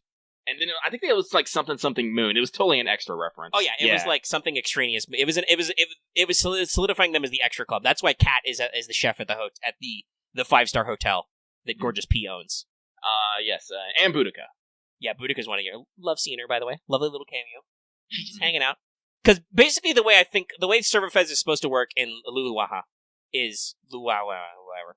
There's a lot of consonants in there. I can't Hawaiian, is that basically everybody's here for Servant Fez, but because BB is running the facility, she's made the singularity. It's basically running on her economy. So if you want to do anything, you need money from the stuff. So like everybody, various vendors and shopkeepers have basically negotiated with BB to have space, and then you need jobs.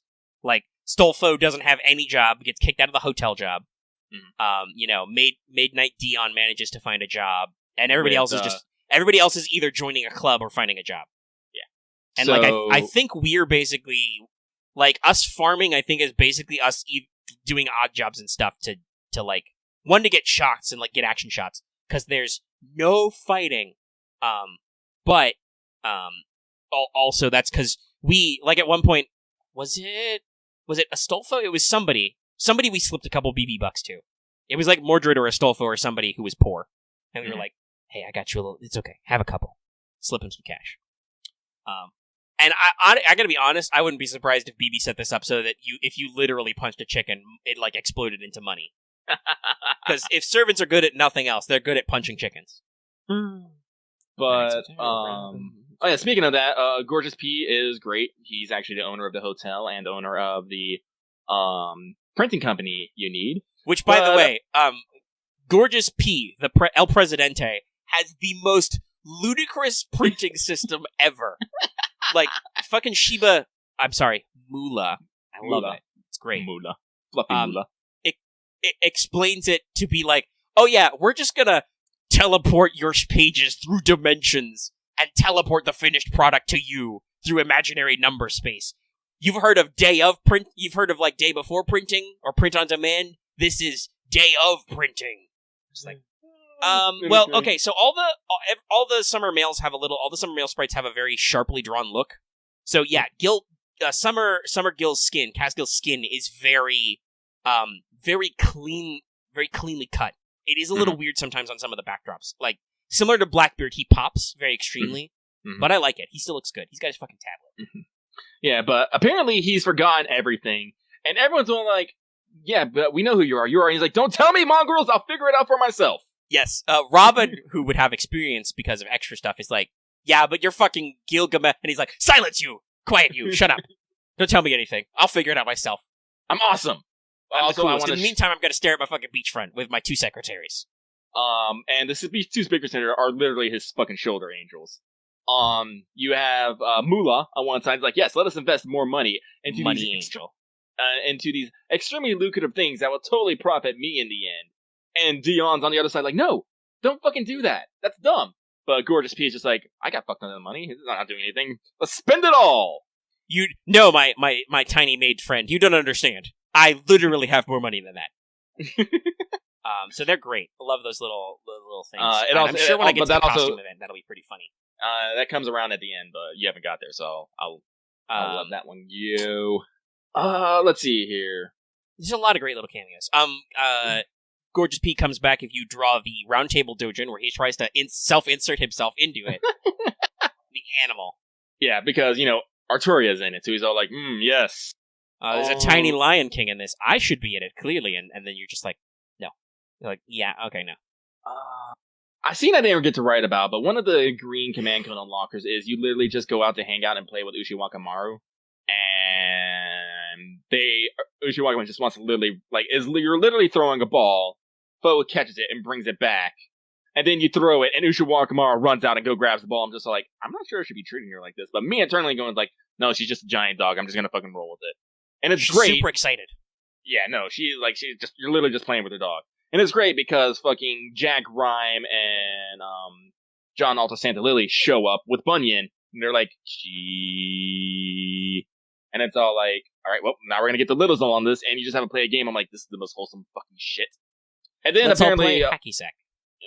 And then, apparently, the small girls were riding on Bunyan's head, who's riding on Babe, and then, fucking Ushiwaka-Maru, Benkei's all, having a solemn moment of, how he's so happy, there's this time where he can see his lord actually, playing and enjoying life, unlike how Yoshitsune was in life. And then Ushiwaka's like, Benkei, I'm gonna use you as a horse. And Benkei's like, what? Okay, fine. And then Benkei dies. Probably not. But yeah, no, there's a lot of great content. And I love, by the way, that BB straight up is like, yo, dog, you got infinite resets. I got you. Until you do the thing, it's fine. And I'm just again, okay, cool. Also, love the quality of life where little BB just pops in. It's just like, you've seen this before. Do you want to skip? And you just, boop. And she just, you can skip. A lot of people are like, oh, I hate BB. She's so evil. But I'm like, I'm all like, man, do you know how many evil girls do I have to deal with on a yearly basis? Let me just karate chop BB on the head, and I'm gonna drag her back home. Oh yeah, I know. I don't hate. I'm a more cautious proponent of BB than some people. But I'm about that about lots of servants where I'm just like, yeah. Omega's dick very, very rarely outweighs his instinct to not die. It's like, okay, BB's really hot and all. I love the design. I love the aesthetics, girl. Great. Mm-hmm. Chef's kiss. Is Windows Opportunity the Windows Opportunity the one where Teal'c and fucking, I can't remember his name, get stopped in the fucking time loop, and after a while they just start doing weird shit like playing golf through the Stargate? Yeah, I remember that one. That one was great. But yeah, with BB, I'm just like, okay, love the aesthetics, but yeah, no, I'm gonna need you to. I appreciate all you've done for me. I'm gonna need you to stop fucking around, though. Is it I'm fucking heavens feel I'm heavens feel about Emiya with BB. It's like, girl, I love you, but you fucking up. That means I'm gonna have to fucking punch you. Yeah. So that's Lega's feeling. So, but at the same time, I do have to admit, BB literally did just give me an infinite summer vacation. Yeah, in her own like fucked up hellish way. In her own twisted, yes. It's in her own twisted love. That's the thing we talked about at the beginning, where it's just like, I feel like BB's trying to do something nice, but it's only going to be evil. Like, yeah, it's only going to turn out sinister. Yeah, like, but and honestly, and even when I have to spend a lot of it making dojins, that's summer memories, y'all. Like flashback to fucking Persona 5 summer and how shitty that was because you had literally nothing to do except walk around and be like, cool, the beach. Here, you're at a convention, you get to make things with your friends, you get to spend a lot of time. Well, yeah, and actually, honestly, that's the reason why you fuck up the first loop. Like, your dojin is kind of crappy because you split it between fucking around just sightseeing and tracking the foreigner that way. And then you realize through subsequent loops, you're like, oh yeah, we should focus down, but we can still do stuff. And, whatchamacallit, the subsequent loops, there's a lot of time spent on, like, Robin being like, okay, master, you're a human, you need food, you need a break, you need to go out. By the way, I love how you mentioned it for like 5 seconds, and now everybody's fucking talking about Persona. That's Omega's very subtle and passive-aggressive way that you should shut the fuck up about that. We're not talking about Persona. This is the reverse of the FGO problem, where everybody wants to talk about FGO. Where it's like, okay, we mentioned something for 5 seconds, everybody's gonna yak about it. I'm like, no, shush, quiet. We're staying on point here. Yes, fuck you.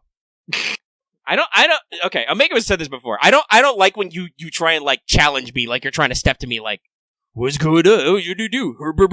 I'm like, yeah, fuck you. Everything's fine. Yes.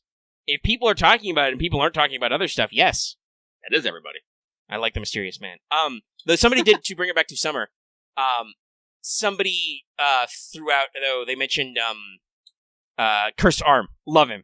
Because MHXX tries to self-destruct and he just swoops in and is like, I will take care of this. And you're just like, salute that man.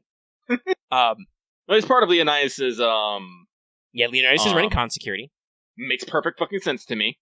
Oh, also shout out to the scene where you get to the beach and you see all the girls in swimsuit. Leonidas is just there in his glistening abs. I love that too. That's a great shot where he's just there sparkling too. Like, you think that he's gonna do an Iron Giant, but then he's just like, no, dog, I got protection from wind. I'm fine. And I'm just like, you're so cool, Cursed Arm. He is cool. Best uncle. Have you got to the barbecue scene yet, Omega? No, I don't believe so. I do not remember a barbecue scene. Okay, well, just like in the that beach scene, there's a sudden cameo in the barbecue lineup that made me keck. I've talked about this, right? Like, this event this is a reason why this event was the highest rated, right? Like, I think it was actually the second after Seraph, like, but it's the highest rated summer period. Like, it's a big deal, even in Japan, to this day. Yeah. The writing is primo for this. It's got a touchstone that a lot of us can understand. Like, even if you don't understand Dojin culture, you understand Hawaiian vacations, right? Like, you understand a vacation, and you understand working, and most of us probably understand conventions, because conventions are a big deal for news, right? Like, yep. So, there's a lot of touchstones, there's a lot of applicability. Oh, yeah, actually, now that I think about this, like, now that there's a Servant Fest, you can, like, mix in, like, you have the Japanese, because in Japan, like, Hawaii is always, like, that anime vacation location, like, aside from, like, Okinawa. It's like, if you want to go to the local beach, you're going to Okinawa, but if you want to go to, like, a foreign beach, you always go to Hawaii. So by the way, fun fact, I lived in Guam for a couple years when I was young. There was a lot of Japanese tourists because it was the cheaper Hawaii. Yeah. And also, I think I've mentioned this, it's super off tangent, but there's probably a lot of coffee table books of me as a young, blonde-haired, blue-eyed child, because Japanese tourists would take pictures of me, and I learned to say no pictures from an early age. But you also have, like, the Japanese, like, cultural touchstone of, Comic-Con and, all the fun that brings in. But then you switch over stateside, and still Hawaii is a big vacation location. Yeah, I think I said that earlier, where it's like, it's a touchstone. Like, it's equidistant between the two. Anyway, Hawaii's almost like literally in the middle of the fucking Pacific. Yeah, and when we have our own big convention culture, it's like, I don't know, like I wouldn't say our convention culture is bigger than Japan, because no, but we in America we do do have a lot of different conventions that a lot of people know. Like, there's everybody's heard of like E3 and the ups and downs of that. A lot of people know about Comic-Con, right? Yep. The various anime conventions. Mm-hmm. If you want to get spicy, furry convention is a whole thing. Yeah. I know about gaming conventions like Gen Con, which was all in line this year, but it's the same energy. So if you know about conventions, you understand. Yeah, so like this Summer 3 is just like a perfect meeting of these Japanese and North American cultural touchstones that like everyone here can just be like, yeah, I know I can get on board with this. And it's still got enough of the like tourism explanations, because you do the whole thing, because you're Japanese, but Ushi's Japanese, MASH is MASH. Literally never been anywhere. Jolter is French and poorly educated. Antarctican? I think didn't MASH, or didn't Jolter talk about teaching herself to read because she couldn't before properly? Something like that. Only Enemy BB. Also, I think that's because there are technically traits. They're talking about how it's because they added I think David's is specifically a new trait for Giant. Yeah. Because David's NP now does a trait damage. Sorry, we were talking about Gen Con. I'm just picking D20s out of my Giant box and thinking about how I will never ever roll all these dice. I have some really cool dice. I've posted pictures before. Not artisanal dice. We'll make enough money. I'm gonna buy me some fucking gator bone dice. But yeah, Jolter talks about teaching herself to read, right? So she doesn't know shit from shit. Mm-hmm. And Ibaraki is an Oni, so she doesn't give a fuck. As shown by when she starts rampaging around. She wants shootin', food, and... Wait, no, food. She wants shootin', sweets, and food. In that order. Robin is British. She yells at Mordred for giving Brits a bad name. Mm-hmm. By the way, yeah, interesting emphasis, by the way, on once shootin'. Hey-o. Hey. So, let's see here. What else? I've seen that. Like I said, I've beaten part 1, so I've gotten to the end of this. Yeah, we don't know what the quote-unquote part 2 is, like a weird postscript thing with the raids, so... Yeah, I don't know. But I also kind of want to say that I feel like the end wrapped up real quick all of a sudden. Honestly, I think it's because you did it in so few loops. Yeah, maybe. Because that's kind of the thing, is if you're, depending on where you're getting your points and stuff, and if you're doing enough to do the loops, you may be doing this for a while, right? You might be doing this for many, many loops. You probably had a lot of CEs to help you and stuff. Yeah. And obviously had very large bonus servants. So, like, it's I'm sure that once it gets going, if you just keep doing the story stuff, like, I don't think I've ever done a loop where I didn't have at least one story event either. I don't know if I'm, gonna beat it in 6 or whatever, but I'm doing okay where at least I've gotten new story content every loop so far. So it's, you have some interesting opportunities to just power through it, which is interesting, but yeah. I expect that's why it felt a little brusque to you if you were doing it pretty fast. Yeah, like, I put everything together, everything, like, kind of gained... Yeah, I don't know, maybe, like... Yeah, like, I think Robin has the right in it. I think, technically, you're only supposed to actually finish once you've done all the dojins, but obviously, if you get the right point score, you can do that before, because you can only finish one dojin per loop. Yeah, because, FYI, if you guys don't understand, it's not any individual score that your points are based off, it's all of them together that determines your story, and once you get on that loop, you don't actually pick another dojin. You actually have a specific dojin, which is fucking... Well, I'm not gonna... There's a thing there, but there are 11... There are 11 dojins, with the final dojin CE being the winning one, which does stuff. Yeah. And it's a story-related one. When I said you were already backwards, you missed that? That was like an hour ago, buddy. Literally, we're at like 3:20. That was literally like an hour ago. Oh my god! It was, in fact. It was at 8:24. At 8:24 p.m., I said you were already backwards. At that point, you were backwards. Somebody said something sassy to me, and I'm like, well, this clearly calls for it. It's been a little while since I did a cheeky nickname change, so. Oh my god! I like that I get JoJo references now. Anyway. Yeah, there's, there, like we were saying about the story looping, technically, I think, like we said, you're supposed to do this at least 10 times to do all the dojins before you get out, because you're hardening your craft, but you don't have to. But luckily, the game lets you keep looping even after you beat the story. Duh. Yeah. But, yeah, so, like, because it's like I said, like, literally when BB revolves the whole plan, it's like, okay, BB, you know, this is then, like, me, me, I boop her on the fucking snoots. You roll up your Hawaiian shirt sleeves and are just like, okay. And then, like, that's it. Like, because she's still a moon cancer, that image about go to horny jail with just John just hitting her, you're just like, yep, no, we're just gonna hit her with flags until she quits. Bonk. Bonk. And in actual history, she began hit with the flat of her sword. We actually had to talk about this. Oh yeah, no. If Jeanne was actually sending her to horny jail, she would just unstrap her sword and just be like, bonk, bonk. But, like, you beat her, and then, like I said, for reasons, you know, MHXX has to come in and give her the boop. And then, you know, Caster Gil shows up, like, no, I'm gonna go put her in fucking jail, and then we're gonna have a party, alright, bye. And you're like, that was some real quick resolution, guys. I'm wondering if because there'll be an epilogue, I'm wondering how funny and sassy that'll be. Yeah. We'll see. I gotta finish the story. I said, the reason why I'm not doing it right now is because I have a story section next, and I cannot read story and do the show. Lucky should be farming right now, but he's not. Hey, it happens. You get distracted. Here's a real talk.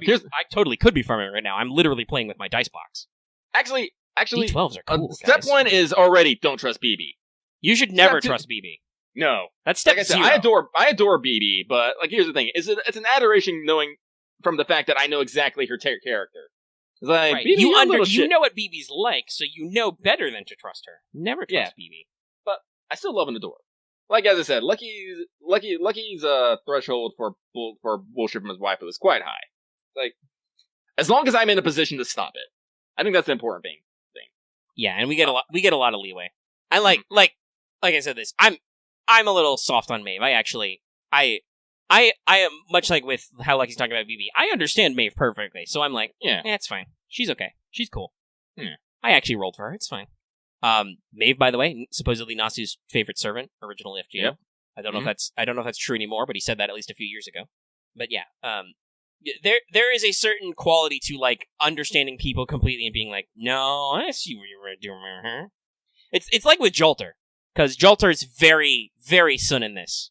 Don't worry, we'll get to Low for a Corner sometime. But there's definitely some, like, you have to understand what she's going for and just be like, yeah, okay. Right? Where it's just like, she's just like, I'd rather die, which just translates to, yes, but no. So, yeah, it's just kind of like, whatever. So, I see. You posted that in fucking general. That's why I didn't see it.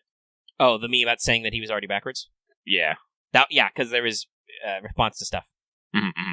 Well, yeah, we talked about how while Jeanne's style kind of comes out of nowhere, it kind of doesn't, because Summer Jeanne is super fast and loose this run. She is. She has put down her... She hasn't actually put down, but she's very unrestrained.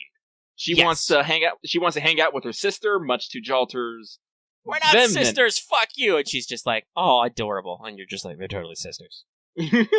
She's hanging out with Mary again. Yeah, they actually formed their club together. She actually mentions that the third Ascension was actually inspired by Marie. I could see that. Mary's got a lot of big stuff. Yeah, but, like, honestly, if I have one secret desire, is just for once for Jolter to let the sister comment slide and just be like, ugh. Yeah, but she's too soon for that. She is too soon for that. Because they are, honestly, it's again, I'm just thinking about, like, this is literally Saya Miyamoto just speaking to herself. It's like, goddamn, it's great. Because every time I hear Jolter's voice, I'm like, oh yeah, shit, it's the same exact fucking voice. Yeah, it's weird, but there's a lot of interesting action there. We'll say though, my John had to pick up her fucking flag again to boo in Moon Cancer snoot. Oh yeah, no, I'm gonna go probably double Jean Martha. I just get in there. Because actually, I went with my stall team, but because Class Advantage, it became a DPS team, and it was wild. Class Advantage is very weird. Yeah. By the way, I am now on artisanaldice.com, and I'm looking up how much that costs. It will cost me $300 if I want to buy a full set of Gator Jawbone dice. Which is a lot, but someday I will. It's cheaper than Deer Antler, though. And much cheaper than Mammoth Ivory. Now look, he has to see what kind of dice he wants. God damn it, here he goes. There's a lot. Should I just drop artisandice.com in the Do thing? it. Yeah, I'll do it. We've talked about this before. We spent a whole WhatsApp talking about this way too long, but it's it's a really trippy site that does artisanal, high quality polyhedral dice, like of various types. And they've got them categorized. Like you've got necromancer dice are bone and animal horn dice. Like you can get American bison horn, which they assure you everything is ethical. These are like naturally dead animals and whatnot. You know, probably why they're sold out of a lot of stuff. But they've got interesting styles. They've got their what they call their dragon dice, which are all metal. Yeah, I'm looking to try to get some dragon dice. Do you want titanium, steel, brass, bronze, copper, or aluminum?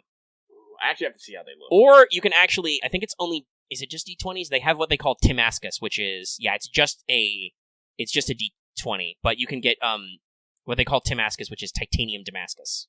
It's very expensive for a single one. They got a lot of fun stuff here. Honestly, I would probably, other than the gator bone, which I think would be very fun, and they've got some colors in, I think it's the Alchemist dice is their modern polymers. We've completely derailed, by the way, but that's okay. We have completely derailed. Oh, elemental. By the way, I would probably get with the titanium dice, but they're sold out. Oh, a lot of stuff is sold out right now, probably for reasons, but because I think both the colors of gator bone, I would like are sold out right now. Gator bone. All right, so Lucky's going to throw the e-brake on this and swerve back into our proper lane. Yeah, that's fine. So Summer 3. Is there anything else in particular I want to talk about? I mean, well, there is most of the points. We need a final thoughts next week once we're both fully done with it. And something I did mention. I laugh eternally at Robin's getting fucking BB channel in the background, and he's like, "Shit." There's a lot of good use of BB channel. So I might actually need to get that as a ringtone. Honestly, I should get some BB merch. I like BB. Okay, like listen, folks. I know. People's like, she's so evil. I'm like, yeah, but to me, evil is cute. Evil means you usually have a fucking goal that's not just wandering around, beat things up until you reach someone. Great.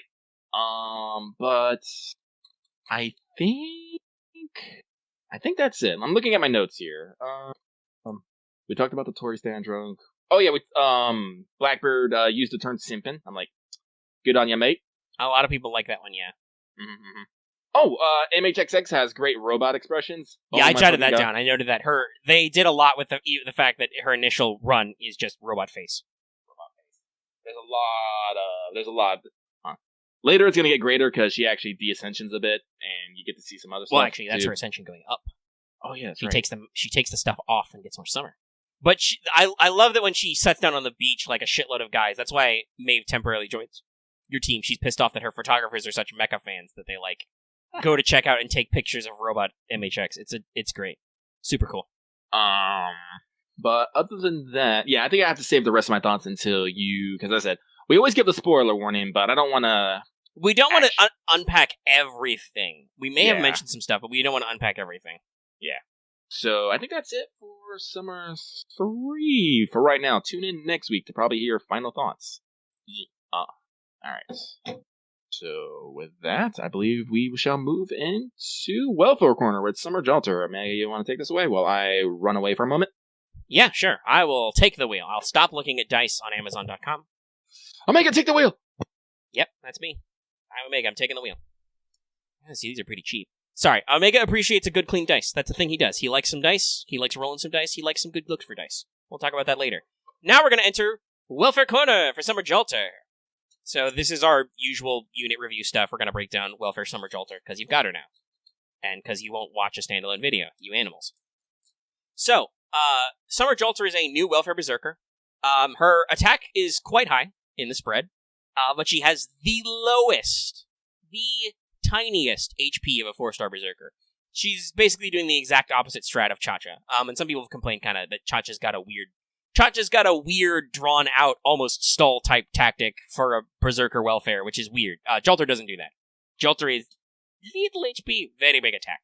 Her hit counts are pretty high across all of them, so even though she's got a Gorilla deck, quick, arts, buster, she can get some decent NP gain out of all of that, which is cool. It's cute. It's great.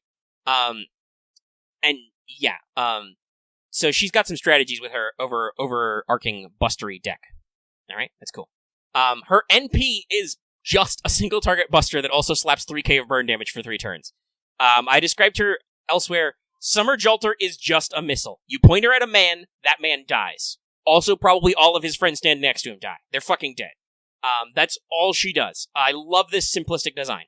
It's just, hey, do you want a free NP5 4-star tier Berserker with good stats who just exists to blow somebody up? Here you go. It's great. She's Jolter, by the way. And she's super chuny right now. She's got 3 katanas, and she does a spirit gun thing, which is also the Black Dragon Flame Blast. It's both. A lot of people, by the way, have caught a lot of Yu Yu Hakusho references. I wasn't super big on that series, so I haven't caught a lot of them, but I understand doing the finger guns and spirit bullets coming out. It's great.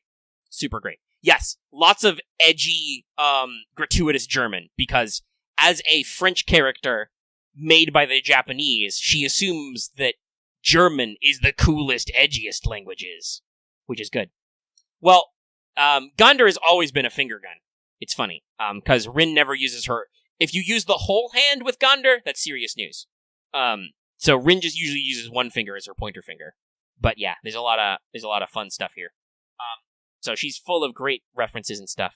She has 3 katanas. She doesn't use all of them. They all have names. They are all also incredibly edgy and try hard.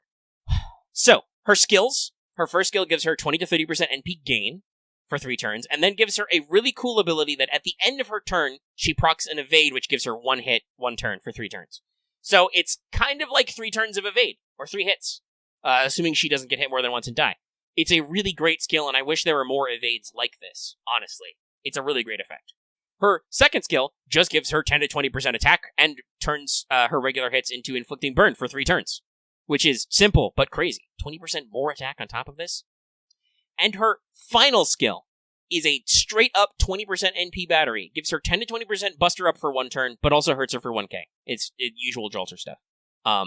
It's like, yeah, it's just a battery and a buster up, even though with the one. And then she has Madness Enhancement EX on top of that, 12% buster ups. It's, like I said, her kit is simple, but effective, and it'll just fuck somebody's day up. You hit somebody with her NP, with a buster NP chain, they're gonna hurt a lot, and then they're gonna be burned for a lot. And they're probably going to die later. Like, we are in an era where welfares are usually good and usually specific. Jolter's specific thing is just, I kill things. That's Newt. Yeah, she just blows stuff up. That's all she does. Her kit is just, I do damage now. I will charge my NP, even though I have a gorilla deck, and I will fire it, and that guy will die. He is dead now. Yeah, it's pretty great. I appreciate it a lot for its simplicity, and just, there's no weirdness, there's no trying to, like, make her shit summarier. It's just try-hard Jolter. It's pretty fun. Honestly, try-hard Jolter very much suits her character in the summer event. Oh, yeah, no, like, I'm not saying it's out of character, but, like, for previous summers, they do, and even for some of the other summer servants in this event, they do stuff like, ooh, beach crisis, beach flower. Like, ooh, we'll do summary theme. Jolter is just like, no, I'm doing weird, like, my Dragon Witch skill, now it's Fallen Witch. One of my skills is just in German. You know, she's just Tsunibyo, you try hard. It's great. And her NP is in German, too. But it's a really clean kit that does a lot of fun stuff, and I like her a lot, and she's free. Also, fun fact, she's literally, mechanically, a tsundere. Her bond levels alternate wildly between very easy to very steep. So, for instance, going from Bond 1 to Bond 2 is about 24k, bond points. Like, I think it's close to, like, 30k total, because I think it's, like, 28. No, I'm dumb. It is literally 30, because her first one is 6k. So, getting from Bond 0 to 1 is 6k. Getting from Bond 1 to 2 is 24k. Going from 4 to 5, 2.5k. Also, going from 3 to 4, 2.5k. Literally, it takes you less time to go from Bond 3 to Bond 5 than it does to go from Bond 0 to Bond 1. They literally switch. Once you get in there and get close in Bond, she's very fast to Bond level. It's adorable. I love it when they do this kind of shit. Yes, regular Jolter also has kind of some of those aspects. A lot of the Avengers have those weird flip-flops, but it's very interesting to see this with Jolter to just go into that immediate, like, boom, smash. Okay. Like, literally, I was farming EXPs where I was doing event farming or something, and it went, hey, you're Bond 4 now. And then the next quest was, hey, you're Bond 5 now. It was like, cool. Sweet. So it's very fun to see these little touches here. And yeah, that's our Welfare Corner. Sorry it's a little short, but there's really not any, like, weird tech shit to talk about with Summer Jolter. She has a single target Buster Noble Phantasm with its only overcharge side effect is doing more burn damage. And she's got offensive ups. It's just like, yeah, fucking just let her rip. Put her with Merlin, You can give her you can go K-Scope Merlin. Actually, you don't even need to. You can just give her a K-Scope. You don't even need Merlin's charge. Do you have a 60% starting battery? You can do that, because she's got a 20% battery. And then just, that guy's dead. Like, as long as they don't have an invul or an evade, because she has no piercing effects, you will really hurt somebody. Mm-hmm. Or they're not a foreigner, obviously, because resistances. But if you bring a Berserker to fight a foreigner, then you've chosen the form of your destroyer, guys. It's like going into a Moon Cancer fight with the wrong class. It's like, okay, it's weird. You probably don't remember what this was. You probably should have double-checked using the handy guide that's in literally every quest screen and done the right thing, because, man, shit, dude. Yeah, no, Lucky almost did that. Lucky's horrible at remembering class advantage sometimes. That's why they give you a handy guide. But here's the thing, sometimes I look at the handy guide and I'm like, oh yeah, totally, Avengers fucking beat fucking Moon Cancers, and chat was like, Lucky, no! No! That's not how that works! The wrong way around! It's like, wrong way! The bad time? That's okay, I forget that shit all the time.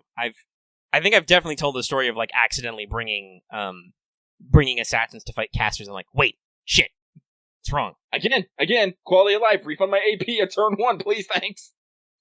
Yeah. And the graphics do help to be like, yo, dog, you're gonna totally fuck this up now. But not always. So yeah, that's Summer Jolter. If you want, like, more technical aspects on, like, what to do with her, she has a high buster NP. And in the future, we've got Consort Yang coming. Yang Gufei, who does burn memes. Tomoe also does burn memes. Do burn stuff together. Yay burn. And also yay burn Armad. Just a little shout out. Mm-hmm. Consort Guy Fieri. Listen, if you're gonna do a thing, we'll just go there. We'll just start being dumb. I had a conversation. I think this was with the D&D team. I think it was during D&D. We were talking about Fantasyland names. We were talking about how everybody crams X's in there that nobody understands. And I was just like, listen, no language understands what the fuck to do with X. But there are X's everywhere, but they're crazy. And I see now that we have Psyche in our Discord using still Greek letters. Yeah, I remember I had to look it up, and it's like, oh wait, it's probably. I was like, is it Psyche or Psyche? But then I'm like, oh wait, no. Thanks, Kingdom Hearts actually recognized the key symbol, so it's Psyche. Yeah, video games teaching me shit they never taught me in school. Yeah, Alice sasses everybody. Then I sassed Alice. Sorry, I was distracted. I was looking. I got them in my big multi-pack. I have 3 D20s that are white on one side and red on the other, and it's the one side, so it's like little blood droplets. They're super cool. Why don't I roll these more often? Oh yeah, I have cooler ones. Oh, Hunter, what's just Hunter? The X is silent? I hate X is silent, by the way. Is it? Supposedly it's Hunter. What? Yeah, I know. It's weird. I hate when they do that. Why did you draw a time sign in there? Because in English anyway, I like how, like, half the people in chat are just like, ignore it. I refuse. But no, in English, when you put an X in there, we say that times, or X. Like, we literally talk about it being multiplied. Yeah. It's weird. Oh yeah, that one, isn't that just pronounced Holic? Because the X is supposed to be like a scratch? This is where we pan to the floor cam, and Loki is just on the ground, face down. Oh yeah, it's written Rosario plus vampire, but isn't it said Rosario 2 vampire or something? I say this is a guy who read some in my day. I don't know. Like we said, languages and name. Yeah, everybody's going apeshit on what is written. Is it silent? I've always called it triple X holic. Yes, I believe the X's is supposed to be, because it's supposed to be a something holic, so it's like a stand-in. Oh, it's weird. This is like the to put it in perspective, this is like the Fooly Cooly problem, where it's written FLCL in all caps, which usually in English usually we read that as that's supposed to be an abbreviation, but it's phonetic. It's Fooly Cooly. It's so weird.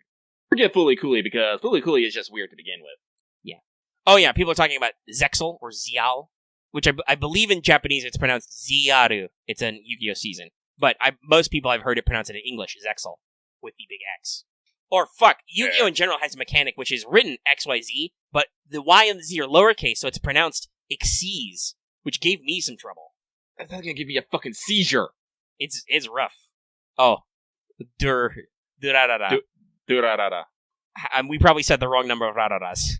No, I think it's only I think it's durara. Is it durarara? Whatever. Is it rara or rarara? Whatever. We are off tangenting. Punk just broke this up. She literally passed out during Mailbag, and then we're still here.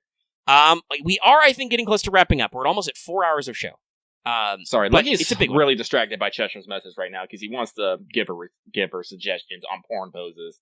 I'm like, this is not the time, but it's still here. Well, yeah, we're sucking up your time, and you've been pretty insistent about Jackbox Friday. Yeah, it's gonna be Jackbox Friday. I'm gonna need to get some dinner first and finish editing Lucky the show. Too, don't worry. Yeah, that's okay. I'm just like, if we're gonna start right away, Omega's needed to leave and get some food because I'm fucking hungry and getting a little sleepy. My stomach is getting close to growl, which is usually our time to know when we need to wrap it up. So that's well for a corner. Lucky, do we want to say anything particular about doing this shit for 3 years, or are we just, well, we did it for 3 years, we're over it? Well, no, I'm like, I lay down and think about this. I mean, like, let's see, we're at 3 years, we're at 2,700. Man, we've come a long way. Man, we've come a long way. We get paid money for this? Heck, our view counts are now in the thousands. Pretty regularly. Yeah, I mean, we're knock on wood. I don't want to jinx anything, especially because FGO is threatening to stop streaming FGO. But usually, we're at a point where we're making enough revenue that Daddy Google can pay us every month now. And Patreon's still going on. We had a little bit of flux there. There were some people who were denied, but I think everybody got it worked out. So the full package is done, and everybody's getting their benefits, which is good. I'll talk later. Well, I can just mention it now because that's the whole thing.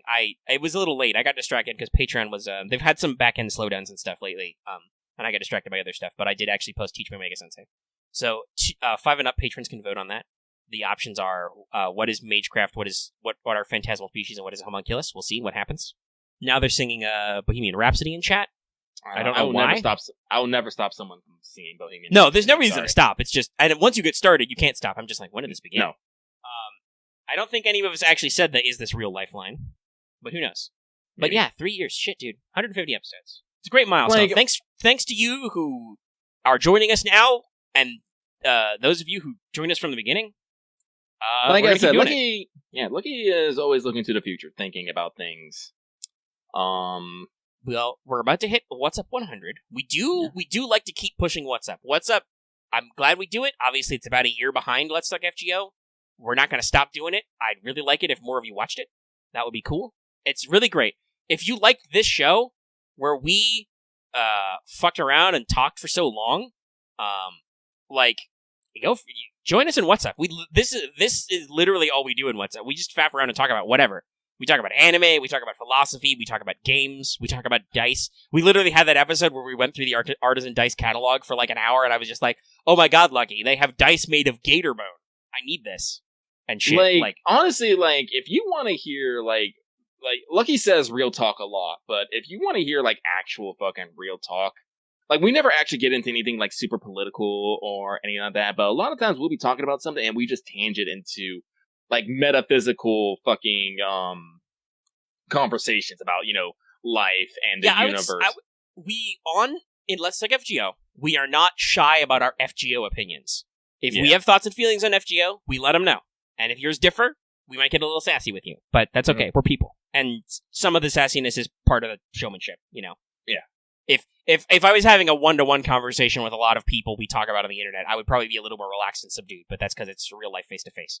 You gotta exaggerate a little bit for the camera. But we try not to get too deep into too much of the real life shit and other stuff going on, because this show is about FGO. That's what you're here for. We don't want to try and distract too much. The tangents are fun or funny, and sometimes, because there's nothing to talk about in FGO, we'll just go crazy. But you're probably here to listen. You're either here to listen to us talk, or you're here to listen to stuff about FGO, and you appreciate what we say about it. So thanks so much for that.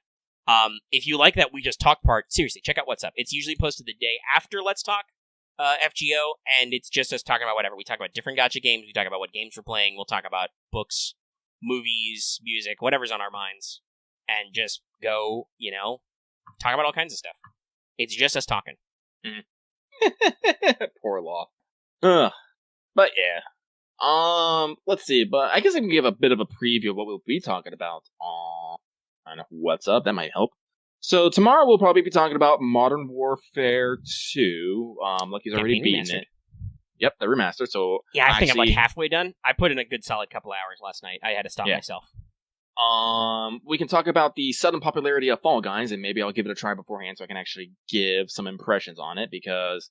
I probably won't have enough time to try it out, because I'm going to try and beat Modern Warfare, but yeah, it's free this month, so we'll see. Yeah. We'll probably talk more about Star Wars. We had some interesting things happen. We might bring in some hecking... Jin Sakai, because you finished some more stuff on here, and Lucky has held off on questions. Yeah, I was gonna say I've noticed there's been a little tiny dearth of feedback, and I'm like, oh, are we holding it back up? What's Up 100 is this this weekend. It's literally the next episode. We completely did not mean to sync this up, but we did. So next episode will be 100. Will be 100. We'll probably do that one. We're gonna do that one live to public too, I think. Yeah. That's what we said. I don't remember anymore. We've been here for like 4 hours. It's crazy. Because Lucky has questions about the new spells and stuff, and bleh. Thumbs up.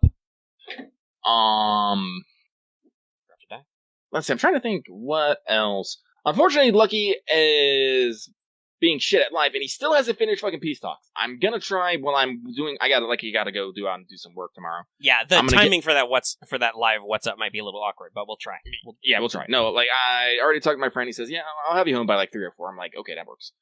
Which will be like 6 or 7 Omega's time. But peace talks, I'm still trying to get through. I'll see if I can put some time into it so I can get a bit further.